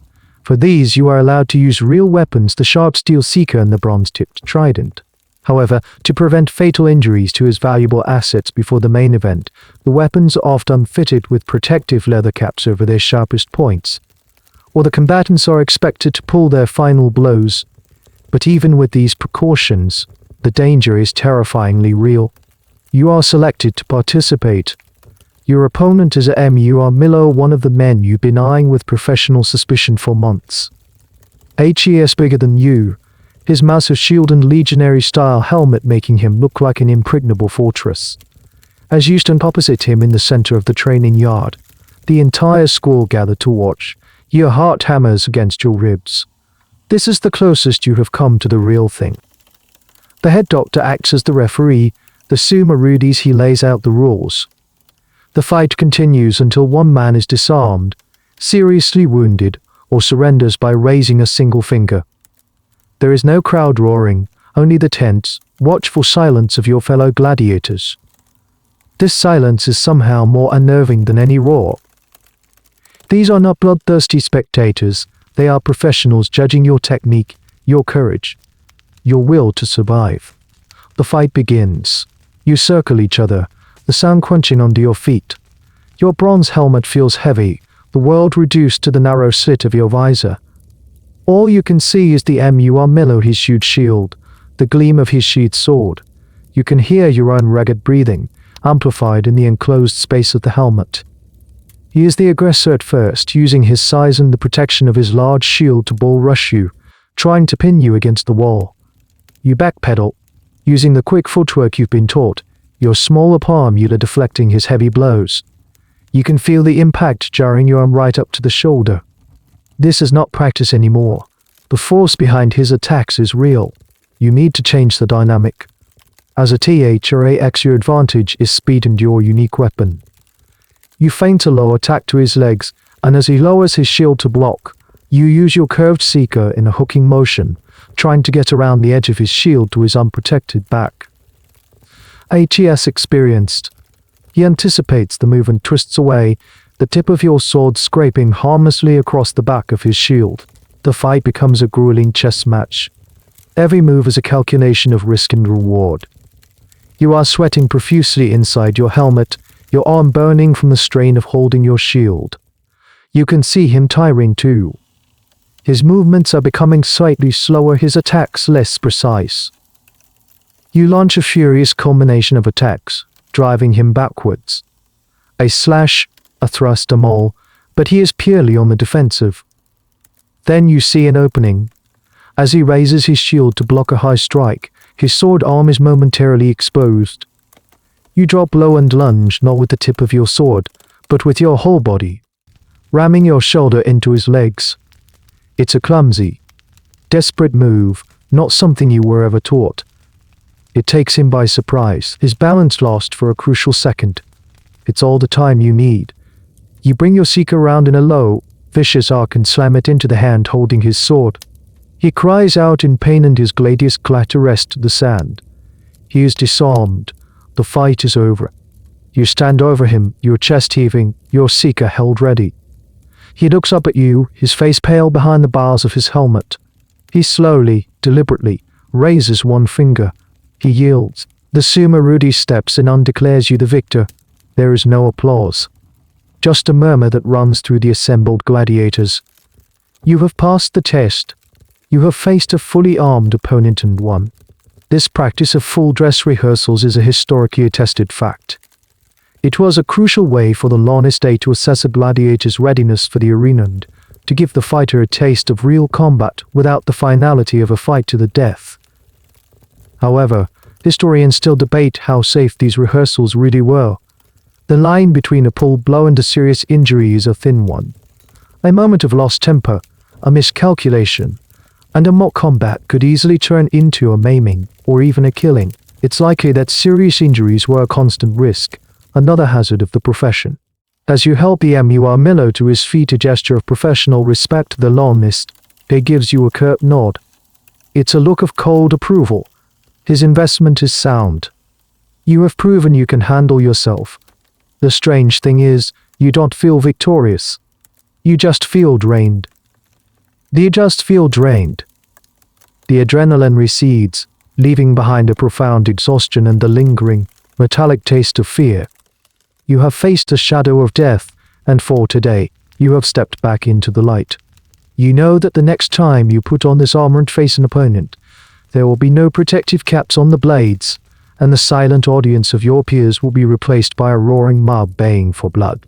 In the quiet moments after the mock combat, as the adrenaline fades and the deep aches set in, the minds of the gladiators turn to the one thing that glimmers like a mirage in the desert of their existence: freedom. It's a dangerous thought, a flicker of hope that can be as tortuous as it is sustaining. You don't talk about it openly. It's a private dream whispered about in hushed tones in the dead of night. The ultimate symbol of this dream is an object you have already held in your hand, the rudis, the wooden sword. For a novice like you, the rudis is a tool for training, a symbol of your apprenticeship. But for a veteran gladiator, the rudis represent something else entirely. To be awarded the rudis by the editor of the games, in front of the crowd, is to be granted your freedom. You hear the stories from the older gladiators, the ones who have seen men win their liberty. They talk about a legendary retiarius who fought for 10 years, surviving dozens of combats, until a grateful emperor finally awarded him the rudis in the Flavian amphitheater itself. They speak of it with a mixture of reverence and weary disbelief, as if talking about a hero from a myth. Winning your freedom was the pinnacle of a gladiator's career, the ultimate victory. A gladiator who received the rudis was known as a rutiarius. He was no longer a slave, no longer infamis. His legal personhood was restored. He could walk out of the ludus a free man, his past erased by his valor in the arena. This is the main historical point: freedom was possible. It wasn't a myth. The Roman system, for all its brutality, had this built-in released valve. It provided the ultimate motivation for a man to fight, and to fight well. The promise of freedom, however remote, was the psychological engine that powered the entire institution. Without it, the ludus would have been filled with nothing but pure despair. A dangerous and unstable situation for the lawn, a stable situation for the lanistae. But, as you listen to the stories, you begin to understand the brutal reality behind the dream. Freedom was incredibly rare. For every rutiarius who walked free, how many hundreds, or thousands, died on the sand or in the infirmary? The odds were astronomically against you. You had to survive long enough to become a crowd favorite, a champion. You had to consistently win, or at least survive with such courage that the crowd and the editor deemed you worthy. Most gladiators died long before they ever got close. And what happened to those who did win their freedom? This is where the story gets more complicated, and it's a source of ongoing discussion among historians. What does a middle-aged man whose only professional skill is killing do with his freedom? Some rudia disappeared into civilian life, trying to build a new existence with the prize money they had saved. They might open a tavern, buy a small farm, and live out their days in quiet obscurity, their scarred bodies a constant reminder of the life they left behind. But many found they couldn't leave the world of the arena. This is a fascinating and poignant detail. A significant number of freed gladiators chose to remain in the only life they knew. They would become trainers, the doctoress or sumarudes, who now instruct and referee you. They had the expertise that only a survivor could possess. Your own Selmet, the veteran Sakot, or tells you a quiet story one night. His former trainer was a famous rutiarius, a man who had won his freedom but couldn't adjust to the pace and the perceived weakness of the civilian world. He returned to the ludus, a place he understood, a place where the rules were clear and strength was respected.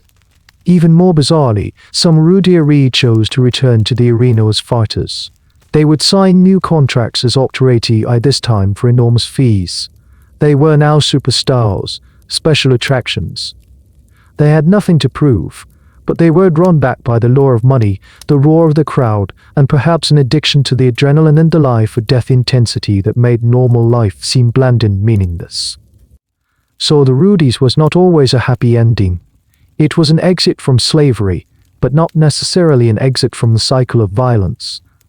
The debate among academics is whether this return to the fold was a true choice or a sign of deep institutionalization and trauma.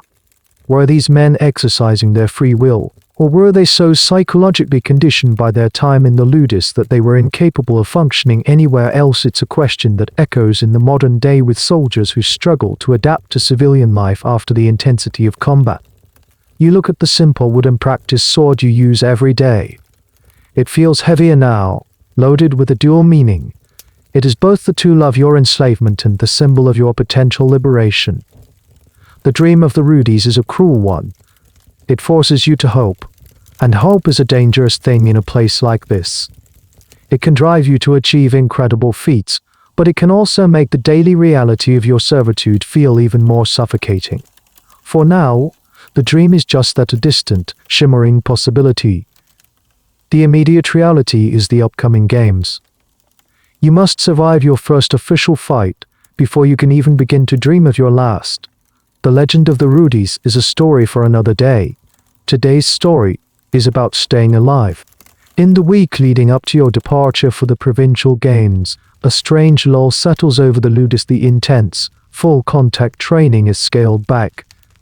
The lanistae doesn't want to risk an injury to his prime assets right before a major payday. The days become a strange mixture of light drills, equipment maintenance, and long, anxious stretches of waiting. This is what passes for a rest day in the world of the Gladiator. But it is not restful. The physical exhaustion may have lessened, but the psychological tension ramps up to an almost unbearable degree.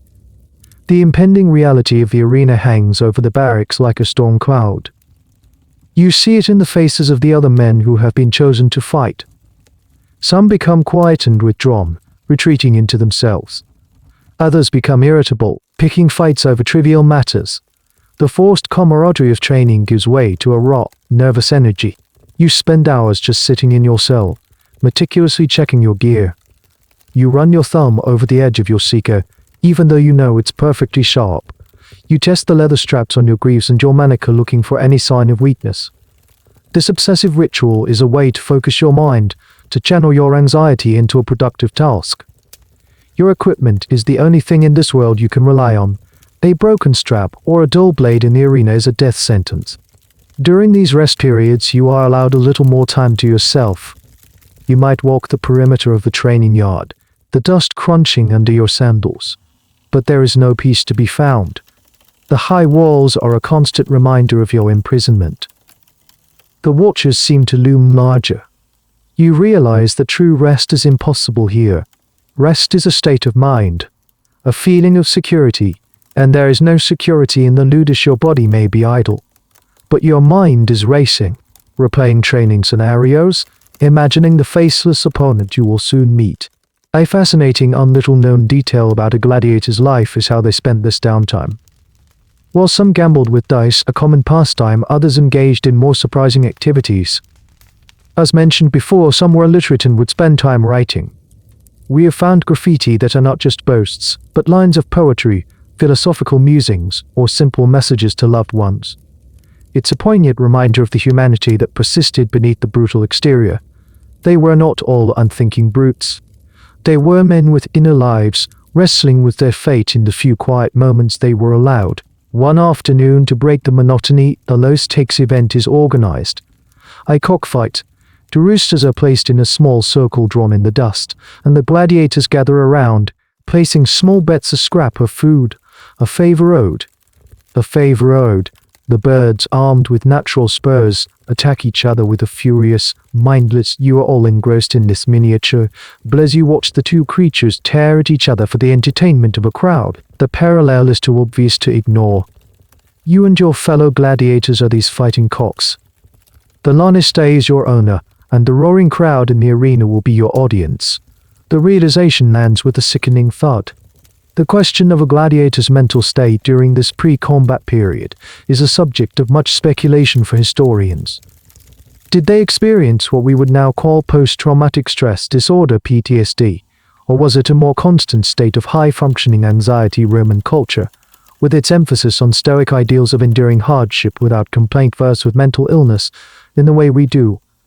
A gladiator was expected to be brave, to face death without flinching. But the internal reality must have been a maelstrom of fear, dread, and a desperate will to live. It's a psychological burden that is hard for us to comprehend. They had to live day after day with the certain knowledge that they would soon be in a fight for their lives. Your cellmate, the old secator, seems immune to the pre-game tension. He goes about his routine with the same stoic calm as always. He sleeps soundly. He eats his meals slowly. He asks him one evening how he stays so calm. He looks at you, his one good eye seeming to look right through you. Worrying doesn't stop the sword from swinging, he says, his voice a low rumble. It just makes you up before the fight begins. Save your energy for what matters. It's the most profound advice you've received in this place. It's a lesson in radical acceptance. He has made his peace with his reality. He doesn't waste energy on the fear of what's to come. He conserves it for the moment he will need it most. It's a piece of hard-won wisdom from a man who has survived countless rest days like this one. As the day of departure draws near, the rest feels more and more like a punishment. The waiting is a form of torture in itself. You almost wish for the physical pain of training to return, just to have something to distract you from the churning in your gut. You lie on your pallet at night, trying to follow the secator's advice. You try to empty your mind, to save your energy. But sleep offers little escape. Your dreams are filled with the roar of a crowd you've never heard and the glint of a sword you have yet to face. The so-called rest has only made you more aware of what lies ahead. There is no holiday from this life.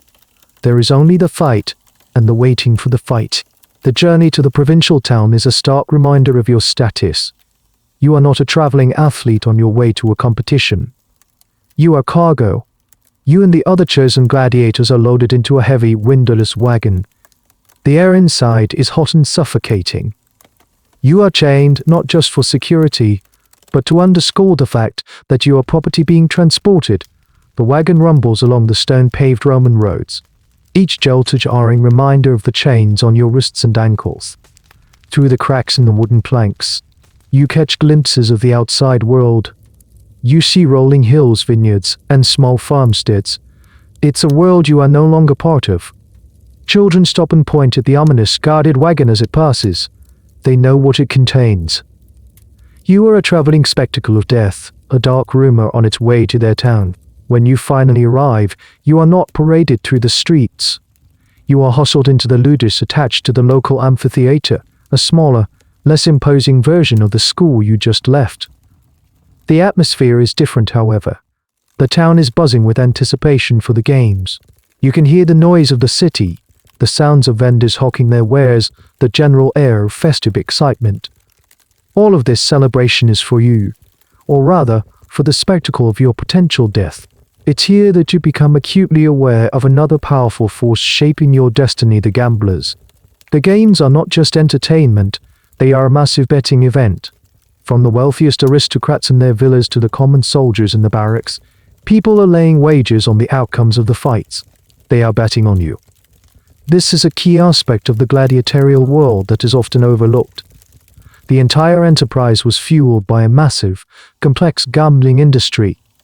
Bets were placed on everything: who would win a specific match, whether a fighter would be spared or killed, how many victories a certain gladiator would achieve. The odds were calculated and spread by bookmakers. The argentry, your every move, your reputation, your perceived strengths and weaknesses, it all factored into the odds that determined how much money people stood to win or lose on your performance. You see the evidence of this firsthand. As you are led from the wagon to the cells, you pass by local citizens who have gathered to get a glimpse of the imported fighters. You hear them murmuring your name, Cell Adus the THRAX, but they're also murmuring numbers. The odds are 3-1 against the Milo. I put 100 sesterces on him to survive. Your life and death struggle has been reduced to a financial statistic. This creates an immense and complicated pressure. You are not just fighting for your life and your honor. You are fighting for the fortunes of countless strangers. If you win, you will make some people rich. If you lose, you could ruin others. This knowledge adds another layer of unreality to your situation. A curious, little-known detail is that gladiators themselves sometimes participated in the betting. A veteran fighter, confident in his own abilities, might give his saved prize money to a trusted guard or staff member to place a wager on himself. It was a way to maximize his earnings from a victory. Conversely, there were persistent rumors of fixed fights. A gladiator might be paid by a powerful gambling syndicate to deliberately lose a match. The punishment from the lanistae would be severe, but the temptation, for a man with nothing, to secure a large sum of money must have been immense. The academic debate on this topic centers on the integrity of the games. Were the contests generally fair fights, or were they often corrupt? Were the outcomes manipulated by powerful betting interests? The Roman writers themselves express a cynical view, often implying that money and influence could sway the results. However, for the system to work, there had to be a perception of genuine conflict. The crowd craved authentic life and death struggles. It's likely that while corruption existed, most fights were legitimate contests, as this was ultimately more entertaining and, in the long run, more profitable for the gambling industry. The night before the games, the weight of all these expectations is crushing. You are no longer just an anonymous man fighting for his own survival. You are a public commodity, the subject of financial speculation. The hopes and desires of the crowd, the promoter, the gamblers, they all press in on you. You are a pawn in a dozen different games being played by other people. Your cellmate from the main ludus, the old Sacut, or is also slated to fight. He seems, as always, unflappable. He sees the anxiety on your face. Don't think about them, he grunts, nodding his head in the direction of the city's noise. The gamblers, the fans, the politicians, they are just ghosts. They are not in the sand with you. When the gate opens, there is only you, the other man, and your sword. Nothing else is real. His words cut through the noise. He is right. The bets, the odds, the cheers, the boos, it's all just a distraction. The fundamental truth of your situation is simple and brutal. You are about to face another man who is just as desperate to live as you are. In the chaos of the arena, that is the only wager that truly matters. The roar of the gamblers is just background music to the deadly quiet focus required to survive. The night before the games, a peculiar and public ritual takes place, the scenery bearer or the free dinner. You and the other gladiators who are scheduled to fight tomorrow are led from your grim cells to a public hall. The room is lavishly decorated, a stark contrast to the austerity of the ludus. Long tables are laden with food, wide, not the usual barley mush, but roasted meats, fine bread, fruits, and wine. This is the Last Supper, and it's a public spectacle. Roman citizens who have paid for the privilege are allowed to attend. They line the walls of the hall watching you eat. It's a surreal and deeply unnerving experience. They stare at you with a mixture of awe, pity, and morbid curiosity. They are looking at men who are, in all likelihood, about to die. They watch your every move, listen to your conversations, trying to get a glimpse of the man behind the helmet. It's like being an animal in a zoo, except the exhibit is labeled "Tomorrow's Dead." This public feast served several purposes. For the editor of the games, it was a promotional event, a way to whip up excitement and showcase the quality of the fighters he was providing. For the gamblers, it was a crucial opportunity for last-minute reconnaissance. They would study the gladiators, looking for signs of confidence or fear. Does he have a good appetite? Is he drinking too much wine? Does he look nervous? This final inspection could sway the odds and prompt a final flurry of bets. For you, the gladiator, the scenery bearer is a complex psychological ordeal. On one hand, it's a taste of a life you've been denied. The rich food is a luxury beyond imagination. The wine, though likely watered down, is a welcome change from the sour vinegar and dust drink of the school, but you cannot enjoy it. Every bite is tainted with the knowledge of what comes with the dawn. Use it at the table with your fellow fighters. There's a strange mood, a mixture of gallows humor and quiet dread. Some men eat and drink voraciously, trying to seize this one last pleasure. Others, like your veteran Selmet the Seikot, or eat sparingly, knowing that a full stomach is not ideal for combat. He nurses a single cup of wine and watches the scene with his usual detached calm. A lesser-known detail about the scenery bear comes from the historian Brutus. He wrote that not all gladiators indulged in debauchery. Many, he observed, used this final public appearance to put their affairs in order. They would give messages to friends or trusted staff members to pass on to their families. They might dictate a short will or give instructions for their own burial.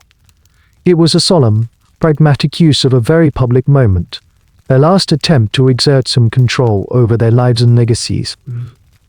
You see a grizzled veteran across the table doing just that.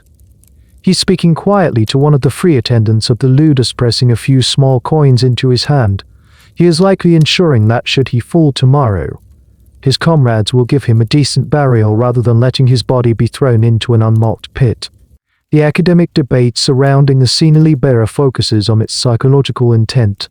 Was it a genuine act of generosity, a final good meal for the condemned, or was it a more cynical and cruel piece of theater? Some argue it was a way to fatten the lambs for the slaughter, to make the fighters appear strong and healthy, thus making the spectacle of their death more dramatic.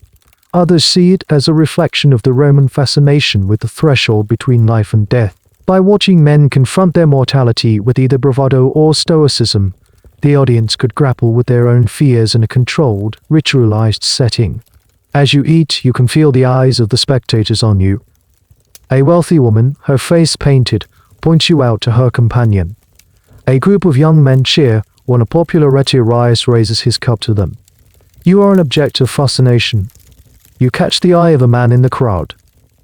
He is not cheering or staring with morbid curiosity. He just looks at you with an expression of profound sadness. The look is more unnerving than all the others. It's a look of genuine pity, a recognition of your shared humanity in this most inhuman of circumstances. You push the plate of roasted pork away, your appetite gone. The rich food feels like a mockery. This isn't a feast, it's a final fattening. It's designed to make you look good for the spectacle. The meat isn't a gift, it's part of the costume. The dinner ends. You are herded out of the hall, past the staring faces of the citizens, and back to the cold, hard reality of your cell. The brief illusion of luxury is over. The door is bolted behind you. You are left alone with the taste of fine wine in your mouth and the cold knot of fear in your stomach. The feast is over. Now you wait for the dawn and for the games to begin. The final night is the longest. The morning of the games arrives not with the familiar clang of the ludus bell, but with a palpable hum of energy that seeps through the stone walls from the city outside. This is it. There is no more training, no more waiting. A grim-faced guard unbolts your cell door. You are led to the arming room, a chaotic space filled with the clang of metal and the tense energy of men preparing for battle. Your gear is laid out for you: the bronze helmet with its griffin crest, the small square shield, the deadly curved seeker, the armored leg guards. You dress in a deliberate, focused silence.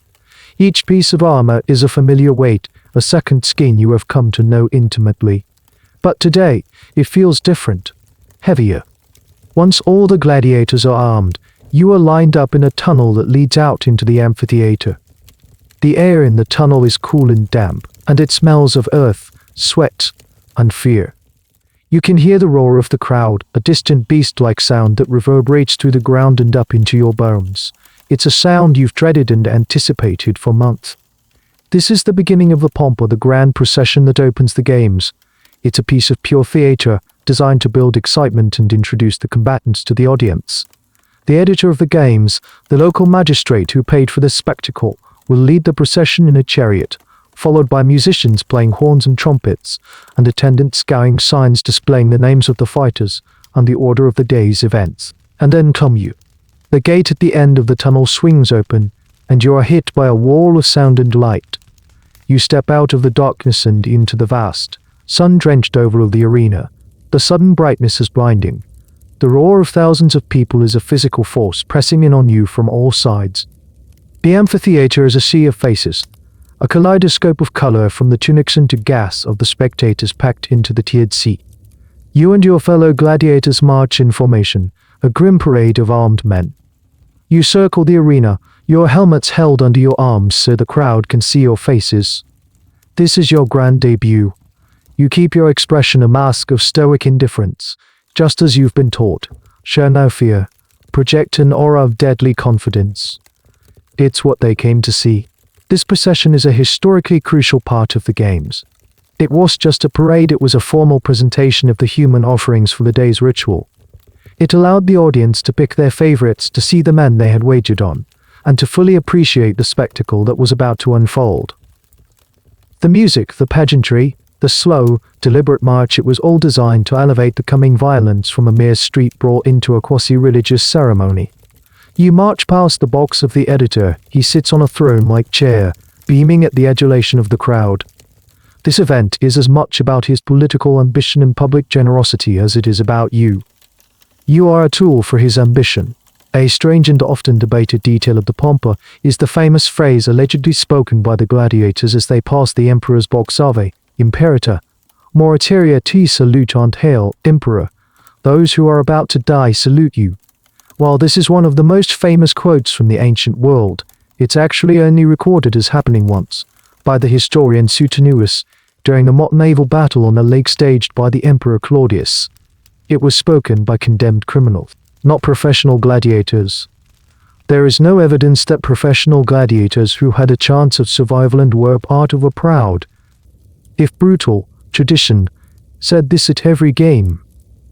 It's a piece of Hollywood myth-making that has stuck. Gladiators were there to fight, and hopefully to live. They were not passively accepting their own deaths.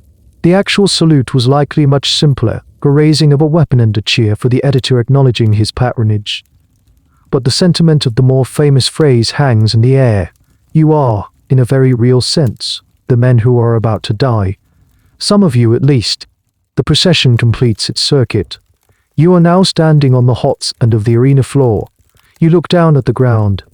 It's a mixture of fine sand and sawdust, raked smooth. But you can see darker patches, stains that haven't been fully covered. This is the ground where countless men and animals have bled and died. You are standing on sacred, blood-soaked ground. The musicians fall silent. The editor gives a signal. The preliminary events are about to begin, perhaps some beast hunts or public executions. You and the other gladiators are led back into the holding pens beneath the stands to await your turn. The grand theatrical entrance is over. The next time you step onto this sand, it will be for real. The death cruise is complete. Now you must face the destination. You are shoved into a holding cell, a small, dark chamber located in the substructures of the amphitheater, known as the Colossi. The glorious roar of the crowd is now a muffled, ominous thunder that you feel more than hear through the stone floor. The grand, sunlit stage has been replaced by shadows and the grim reality of the final wait. This is the antechamber of death. The air is thick with a unique and nauseating smell, an olfactory signature of the Roman games. It's a compound of damp earth, the sharp, metallic odor of old blood that has soaked into the ground, the animal musk of the beasts caged nearby, and the raw, pungent smell of human fear, the sweat of dozens of men who have waited in this very spot before you. This is the smell of the arena, and it's a smell you will never forget. You are not alone. Other gladiators are here, waiting for their turn. The nervous energy is electric. One man vomits quietly in a corner. Another paces back and forth like a caged wolf. A few sit silently, their eyes closed, perhaps in prayer to Mithras, Hercules, or some other god of strength and war. Your cellmate. The old Seikut, or simply leans against the wall, his helmet resting on his knee, his breathing slow and even. He's conserving every ounce of his energy and focus. This waiting period is a unique form of psychological torture. Out in the arena, the show has begun. You hear the crowd erupt in a wave of sound, a beast hunt, probably. You hear the trumpets, the roars of a lion or a bear, the screams of the unfortunate souls, condemned criminals. The best IRE pitted against them. This is the warm-up act for your main event. The crowd is being primed for violence, their appetite for blood whetted. A key historical point about the structure of the game's Mun era is that they were a full-day affair, carefully choreographed to build in intensity. The morning, the Venetian S was typically dedicated to wild beast hunts. Midday was reserved for the Maridini, the public executions of criminals, often staged in gruesome, mythological reenactments. The main event, the highlight of the day, was the afternoon when the professional gladiators would finally fight. You are the headline act, and everything before you is designed to set the stage for your performance. You try to focus to push away the fear. You run through your training in your mind. The footwork of a THRAX, the way to use the seeker to hook around a shield, the timing of a counter-attack. You try to make your mind a weapon, as sharp and as ready as the steel in your hand. A little known and rather grim detail about these waiting cells is what happened to the bodies of the fallen. After a gladiator was killed in the arena, his corpse was unceremoniously dealt with. Attendants dressed as Charon, the mythical ferryman of the underworld, would first poke the body with a hot iron to ensure he was truly dead. Then, the corpse would be dragged from the Seine by a meat hook attached to its ankle, pulled through a gate known as the Porta Libit in Ensis, the Gate of Death, and stripped of its valuable armor and weapons. What happened next is debated. Some high-status gladiators might have been claimed by their comrades for a proper burial, but many were likely just dumped in an unmarked pit or thrown into the river. This final indignity was a powerful motivator. To die was one thing, to have your body desecrated was another. The debate among historians and archaeologists concerns the layout and function of the amphitheater's substructures. At the Colosseum in Rome, this underground area, the Hypodrome, was a complex, two-story maze of tunnels, elevators, and trapdoors, allowing for dramatic entrances of beasts and scenery into the arena. In a smaller, provincial amphitheater like this one, the setup would be simpler, but the principle was the same. It was a backstage area designed to manage the flow of performers, both human and animal, and to hide the grisly logistics of the show from the audience. You are in the belly of the beast, the hidden machinery of the entertainment factory. The sounds from above change. The beast hunts are over. The midday executions are beginning. The roar of the crowd takes on a different, uglier tone. You try to block it out. You focus on the Seikot or's advice. A guard appears at the barred door of your cell and calls out a name. Peireti Arias from your troop gets to his feet. His face is pale, but his eyes are set with a grim resolve. He walks out of the holding area and up the ramp towards the light. You and the others watch him go in silence. You are all part of the same fraternity of the condemned. The minutes stretch into an eternity. The waiting is a battle in itself, a fight against the corrosive power of your own imagination. You think about your old life, the smell of the tannery, the taste of cheap wine in the tavern. It feels like it belongs to another person, a lifetime ago. Then the guard is back, and this time he calls your name. Salvados, the THRAX. This is it. You take a deep breath, the foul air of the car CER filling your lungs for the last time. You pick up your helmet. The Seikut or looks at you and gives a single, sharp nod. It's an acknowledgement, a professional courtesy. You put on your helmet, the world narrowing to the familiar slit of the visor. The muffled roar of the crowd becomes your own amplified breathing. Your wait is over. You walk up the ramp, and the world explodes. The transition from the dark, cramped tunnel to the vast, open arena is a sensory assault. The sun is a hammer blow. The roar of the crowd is a physical wave that washes over you, so loud it feels like it could knock you off your feet. You blink, your eyes struggling to adjust to the glare reflecting off the white sand. Your opponent is already there, waiting for you in the center of the arena. He is a MUR Milo, just like in the final rehearsal. But this man is a stranger. He is a local champion, and the crowd roars his name. He is bigger than you, his polished armor gleaming. He stands planted, his large shield resting on the sand, a picture of stolid, intimidating confidence. The Sumerudis, the referee, brings you both to the center. He recites the rules, but you don't hear the words. All you can hear is the blood pounding in your ears. All you can see is your opponent. You study him, looking for any sign of weakness, any hint of his strategy. His eyes, visible through the grille of his helmet, are cold and focused. There is no fear there, only professional concentration. This moment, before the first blow, is one of the most psychologically intense parts of the combat. It's the final breath before the plunge. The entire spectacle is built around this confrontation. Your distinct styles, the nimble THRAX versus the heavily armed MUR Miller, are a visual story the crowd immediately understands. They are not just watching two men, they are watching a tactical drama unfold, a clash of archetypes. This careful pairing of opponents is the most important piece of showmanship in the games. It is at this moment that you are supposed to give the salute. You raise your curved seeker in acknowledgement of the editor, the man who is paying for this fight. You shout his name, your voice hoarse and distant in your own ears. Your opponent does the same. This is the final piece of ceremony. It's the formal opening of your deadly dialogue. Then the trumpets blare, signaling the start of the fight. The referee steps back.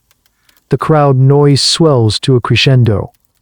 For a moment you are frozen. The sheer scale of it, all the noise, the heat, the thousands of expectant faces is paralyzing. But then your training takes over. The hundreds of hours in the ludus, the repetitive drills, the painful lessons, it all rises to the surface, a solid foundation beneath the chaos. You force the crowd out of your mind. You force the fear down. You narrow your world to the 20-foot circle of sand that separates you from the other man. As the say cut or said, nothing else is real. You begin to move, circling him, your palm held high, your seeker ready. You are the aggressor, the pursuer in this matchup. You have to use your speed to overcome his superior defense. He remains stationary, a rock in the middle of the arena, turning slowly to keep his shield facing you. He is waiting for you to make a mistake to overcome. This is the essence of your training. You are not just a brute, you are a tactician. You are demonstrating the science of your fighting style, a concept the Romans deeply appreciated. They admired not just raw courage, but ARS skill and artistry. A gladiator who won through cleverness and technique was often more celebrated than one who won through sheer force. A little known but poignant detail from this moment comes from the writings of Seneca. He described attending the games and feeling sickened by the crowd's bloodlust.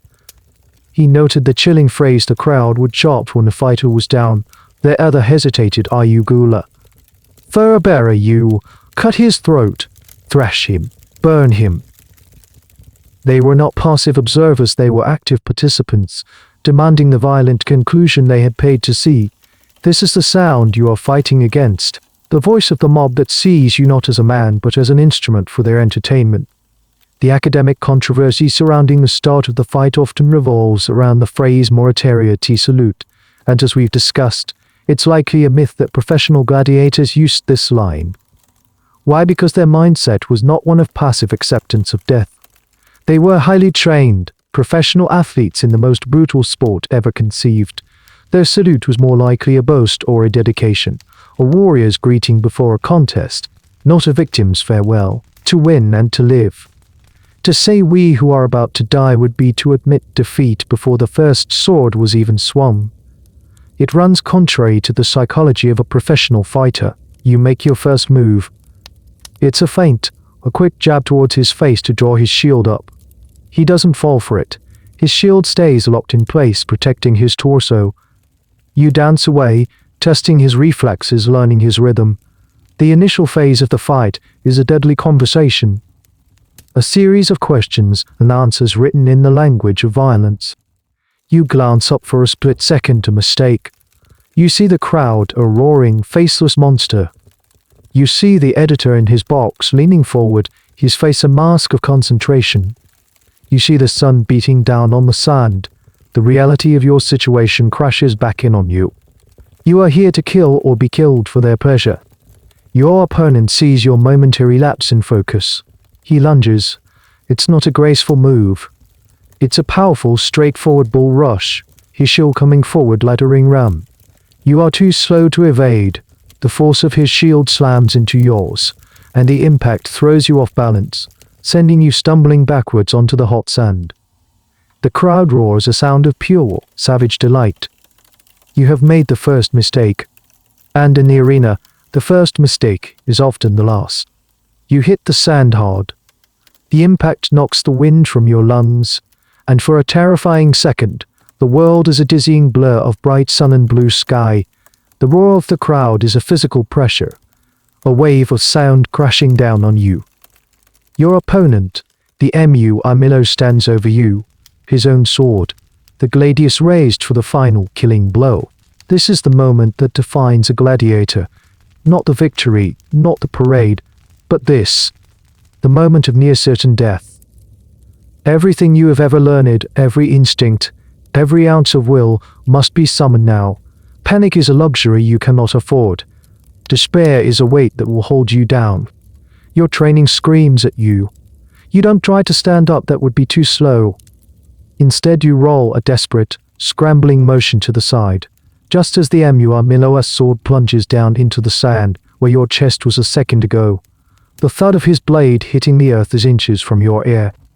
You use the momentum of the roll to get to one knee, your small palm Euler shield held up to ward off his next attack. You are in a defensive crouch, vulnerable and exposed. He kicks and into your face, trying to blind you, and follows it with a powerful downward slash. You catch the blow on your shield, the force of it jarring your entire body. But you hold. The shield, your small, light, almost inadequate shield, has saved your life. The fight has completely changed. You are no longer the nimble attacker. You are the desperate survivor, fighting from the ground up. The crowd is in a frenzy. They are on their feet, screaming, stomping, urging the MUR Milo to finish you. This is the drama they paid for, the sudden reversal of fortune, the struggle against impossible odds. In the midst of this chaos, a strange thing happens. The roaring of the crowd, the pounding of your heart, the searing heat of the sun, it all begins to fade. Your world narrows to a tiny, hyper-focused point. All that exists is you, your opponent, and the space between you. It's a state of heightened awareness that some modern athletes call the zone. For you, it's the only way to survive. The external clamor becomes a distant hum. The only thing that's loud is the silence in your own mind. This mental state, the ability to find stillness in the heart of chaos, is a recurring theme in warrior cultures.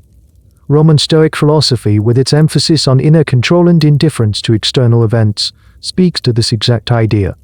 While you are not a philosopher, you are experiencing a practical, life-or-death application of its core principle. You cannot control the crowd, the sun, or your opponent's aggression. You can only control your own reaction.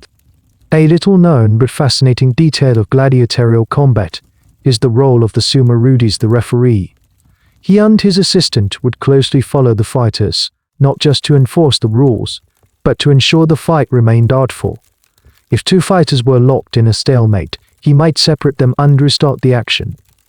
If a fighter lost his shield, the referee might pause the fight to allow him to retrieve it to ensure a fair contest. The goal was not just bloodshed, it was a skilled performance. Your current predicament, however, is not a stalemate. It's a crisis. The MUR Milo, confident in his advantage, gets careless. He raises his sword for another powerful overhead blow, believing he can smash through your guard. In that moment, he exposes his front leg, the one not protected by his greave. It's a tiny opening, a fleeting opportunity. You don't hesitate. From your low crouch, you lunge forward, not with your sword, but with your body. You drive the top of your helmeted head into his knee. At the same time, you swing your curved seeker in a low, vicious arc. The hooked tip finds its target, slicing deep into the back of his exposed calf muscle. He bellows in pain, a sound of pure agony that cuts through the roar of the crowd. His leg buckles and he stumbles back, his confidence shattered. The hunter has become the hunted. Now it's your turn. You scramble to your feet, your mind clear and cold. The silence is gone, replaced by a single, driving forward attack. You press your advantage, giving him no time to recover. You are a THRAX, and this is what you were trained for: relentless, forward aggression. The academic debate here often centers on the reality of the violence. Was it all a highly choreographed show, like professional wrestling, where the outcomes were predetermined? The evidence overwhelmingly suggests no. While there was immense showmanship, the risks were real, the injuries were genuine, and the possibility of death was ever present. The expertly healed fractures and lethal wounds found on gladiator skeletons are grim testament to the fact that this was not a dance, a space where the line between performance and reality was constantly, terrifyingly blurred. You are now the one standing. He is the one on the ground, clutching his bleeding leg. The tables have turned with a shocking, brutal swiftness. The crowd, which was screaming for your death moments ago, is now roaring your name. Saladus. Their loyalty is as fickle as the shifting sand beneath your feet. You stand over him, your seeker poised, the blood from his leg dripping from its curved tip. The cacophony of the arena has returned, but this time, it is for you. You stand over your fallen opponent. The armadillo is on his back, his shield lost, his sword just out of reach. He clutches his wounded leg, his face a mask of pain and disbelief. The arena is a vortex of sound, the name Saladus echoing from the stone tiers.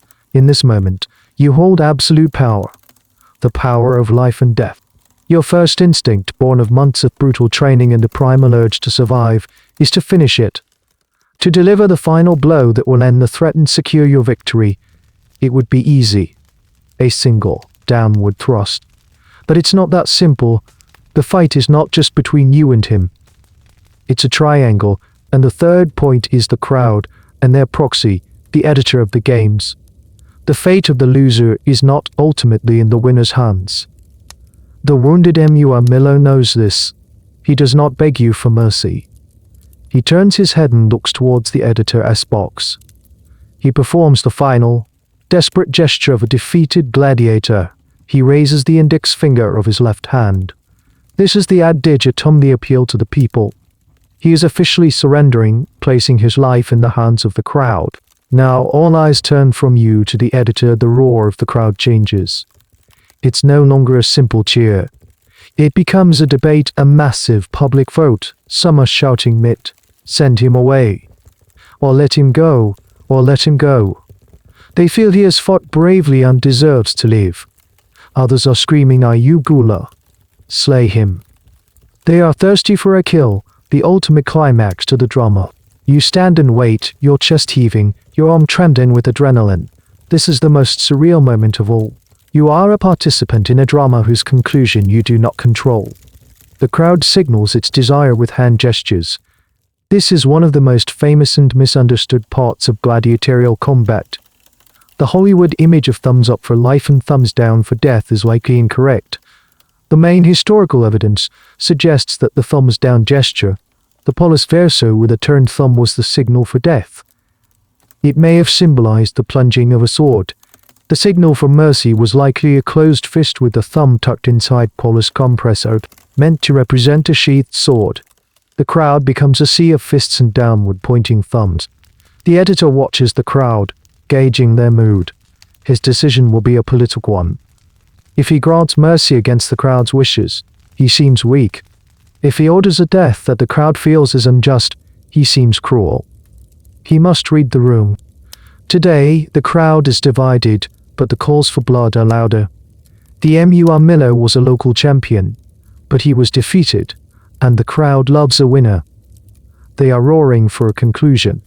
The editor hesitates for a moment, letting the drama build. Then, he gives the signal. He extends his arm and turns his thumb down. The decision is made. Death. A cold dread washes over you. This is not what you wanted. Killing in the heat of battle is one thing. Executing a helpless, defeated man is another. But you have no choice. To refuse the editor's command and would be an act of defiance, punishable by your own death at the hands of the arena guards. You look down at the armadillo, his eyes wide with terror meet yours. In that final moment, he is not an opponent. He is just a man, like you, trapped in this horrific system. But the rules of the game are absolute. You raise your seeker, you close your mind to the roaring crowd, to the pleading eyes of the man at your feet. You think of the ludus, of the endless training, of the brutal discipline. This is the final lesson. This is the purpose for which you were forged. You do what you have to do. The crowd erupts. You have given them what they wanted. Attendants rush into the arena. One, dressed as Karen, prods the body to ensure death. Others bring a stretcher. As they carry the MUR body away towards the gate of death, you stand alone in the center of the arena, covered in sweat, dust, and the blood of another man. You have won. You are the survivor. You will receive a palm branch, the symbol of victory, and a purse of prize money. You will be celebrated. But as you look at the dark, wet patch on the sand where your opponent lay, you don't feel like a hero. You feel like a part of a brutal machine. You have survived, but something inside you is broken. What happens to the victor? He gets medical attention. He gets a bonus. He gets to live another day. A fascinating archaeological find at Pompeii was a building with gladiator quarters where the victories of its inhabitants were recorded on the walls, tallying their wins like notches on a belt. Your victory today will be recorded, becoming part of your public identity, increasing your value to the lanistae. You have faced the ultimate choice: a hook for your opponent's body, or bandages for your own. Today, you chose bandages. You are laid out of the arena, the cheers of the crowd following you. You are walking, but it feels like you are being dragged away, just like the man on the stretcher. You have just learned the true cost of survival. You walk away from the roar of the crowd and the blinding sunlight of the arena, back into the cool, dark passages beneath the stands. The sounds of celebration are muffled now, distant and unreal. The attendants who guide you don't look you in the eye. They handle you with a detached efficiency, like you are a prized animal that has just performed its trick. You are taken not to the grim holding cell, but to the infirmary, the same kind of room you knew back at the main ludus with the same smell of herbs and old blood. The doctor, a man you've never seen before, inspects you for injuries. You have bruises, a few shallow cuts, and a deep ache in your soul, but you are miraculously intact. He cleans your minor wounds with wine that stings, and wraps them in clean linen. His hands are professional, impersonal. After the doctor is finished, you are given your rewards. First, the palm branch, a simple, elegant symbol of your victory. Then, a small, heavy leather pouch. You open it. Inside are silver coins, your prize money. The premium is more money than you have ever held in your life. It's enough to buy your way out of many kinds of trouble. But not this one. You are then led to a different part of the barracks, a section reserved for the veterans and the victors of the day. Your old cellmate, the Seikot, is there. He fought after you, and he too was victorious. He sits on a cot, cleaning his trident with an old rag. He looks up as you enter, and for the first time, you see something other than stoic indifference in his eye. It's a flicker of shared understanding, a grim respect. He simply nods. No words are needed. He knows the hollow feeling that follows the bloody victory. You sit on an empty cot, the palm branch in one hand, the purse of coins in the other. They feel like alien objects. The coins are heavy with the weight of the life that was traded for them. The palm branch feels flimsy, a pathetic consolation for the act you were forced to commit. You have returned to the starting point of this whole miserable journey. You are a prisoner in a ludus. You have survived, but nothing has fundamentally changed. You are still the property of the lanistae. Your victory today only ensures one thing: that you will have to fight again. This is the grim reality of the gladiator's career cycle. A victory was not a step towards freedom, it was merely a reset. You survived one round, so you were now qualified for the next. Your fame would grow, your value would increase, and the pressure to perform would become even more intense. You are given a meal better than the usual fare, with a piece of meat and undiluted wine. You eat, but taste nothing. You are surrounded by other survivors. There is only a quiet, bone-deep weariness. The men who lost, the men who died, are gone. They are already being forgotten, their names erased, their bodies disposed of. In the world of the arena, memory is short and sentiment is a fatal weakness. A strange and little-known aspect of a gladiator's post-combat life is the legal and social recognition of their victories. A gladiator's record was a matter of public knowledge. Inscriptions detail their careers with a kind of grim resume flamme. Syrian, 30 years old, fought 34 times, won 21 times, fought to a draw 9 times, fought to a draw 9 times, granted mercy 4 times. This statistical legacy was, for many, the only form of immortality they could hope for. Your victory today is the first entry on your own ledger. THRAX fought one time, won one time. The ultimate question, which historians continue to debate, is what kept these men going. After experiencing the horror of the arena, the trauma of killing, why would they continue? Was it simply the lack of any alternative, or did they, over time, become inured to the violence, developing a professional pride in their deadly skill? Did the roar of the crowd of the crowd and the thrill of survival become a kind of addictive drug that made normal life impossible? There is no single answer. The motivation was likely a complex cocktail of fear, pride, desperation, and a grim will to live. As night falls, you are loaded back into the windowless wagon for the journey back to your home ludus. The return trip is quiet. The nervous energy is gone, replaced by a shared, silent exhaustion. You are no longer a rot hero, you are a veteran of the sands, a killer. You have a victory to your name and blood on your hands. You look at the coins in your pouch. You are richer than you have ever been, but you have never felt so poor. You have won your life, but you feel like you have lost a part of your soul. You are a survivor, back where you started, waiting for the next set of games, the next opponent, the next time you will be forced to stand on the hot sun and kill for the entertainment of strangers. The cycle begins again. The rhythmic jolting of the wagon is a lullaby of sorts. The darkness inside is absolute, a soft, heavy blanket. The faces of the other survivors are just shadows, their breathing a slow, steady counterpoint to the rumble of the wheels. Lean your head back against the rough wooden planks.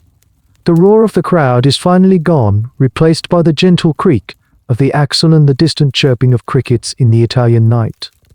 Feel the exhaustion settle deep into your bones, a weight that is heavier than any armor. You don't have to fight anymore, not tonight. The memories of the day, the sun, the sand, the blood begin to soften at the edges, blurring like a watercolor painting left in the rain. You are floating now, untethered from that hard wooden wagon. You are drifting on a quiet, slow-moving river. The tension in your shoulders releases. The knot in your stomach unwinds. The sharp edges of your thoughts become smooth and rounded. The world of ludus, with its harsh bells and hard-packed earth, fades into a distant echo. The future, with its terrifying uncertainty, dissolves into a gentle mist. There is only this moment, this quiet, peaceful drift. You are safe here. Let the current carry you gently, slowly, into the deep and welcoming waters of sleep. There are no more crowds here, no more swords, only the quiet, steady rhythm of your own breathing, guiding you deeper and deeper into a place of peace. Just rest now.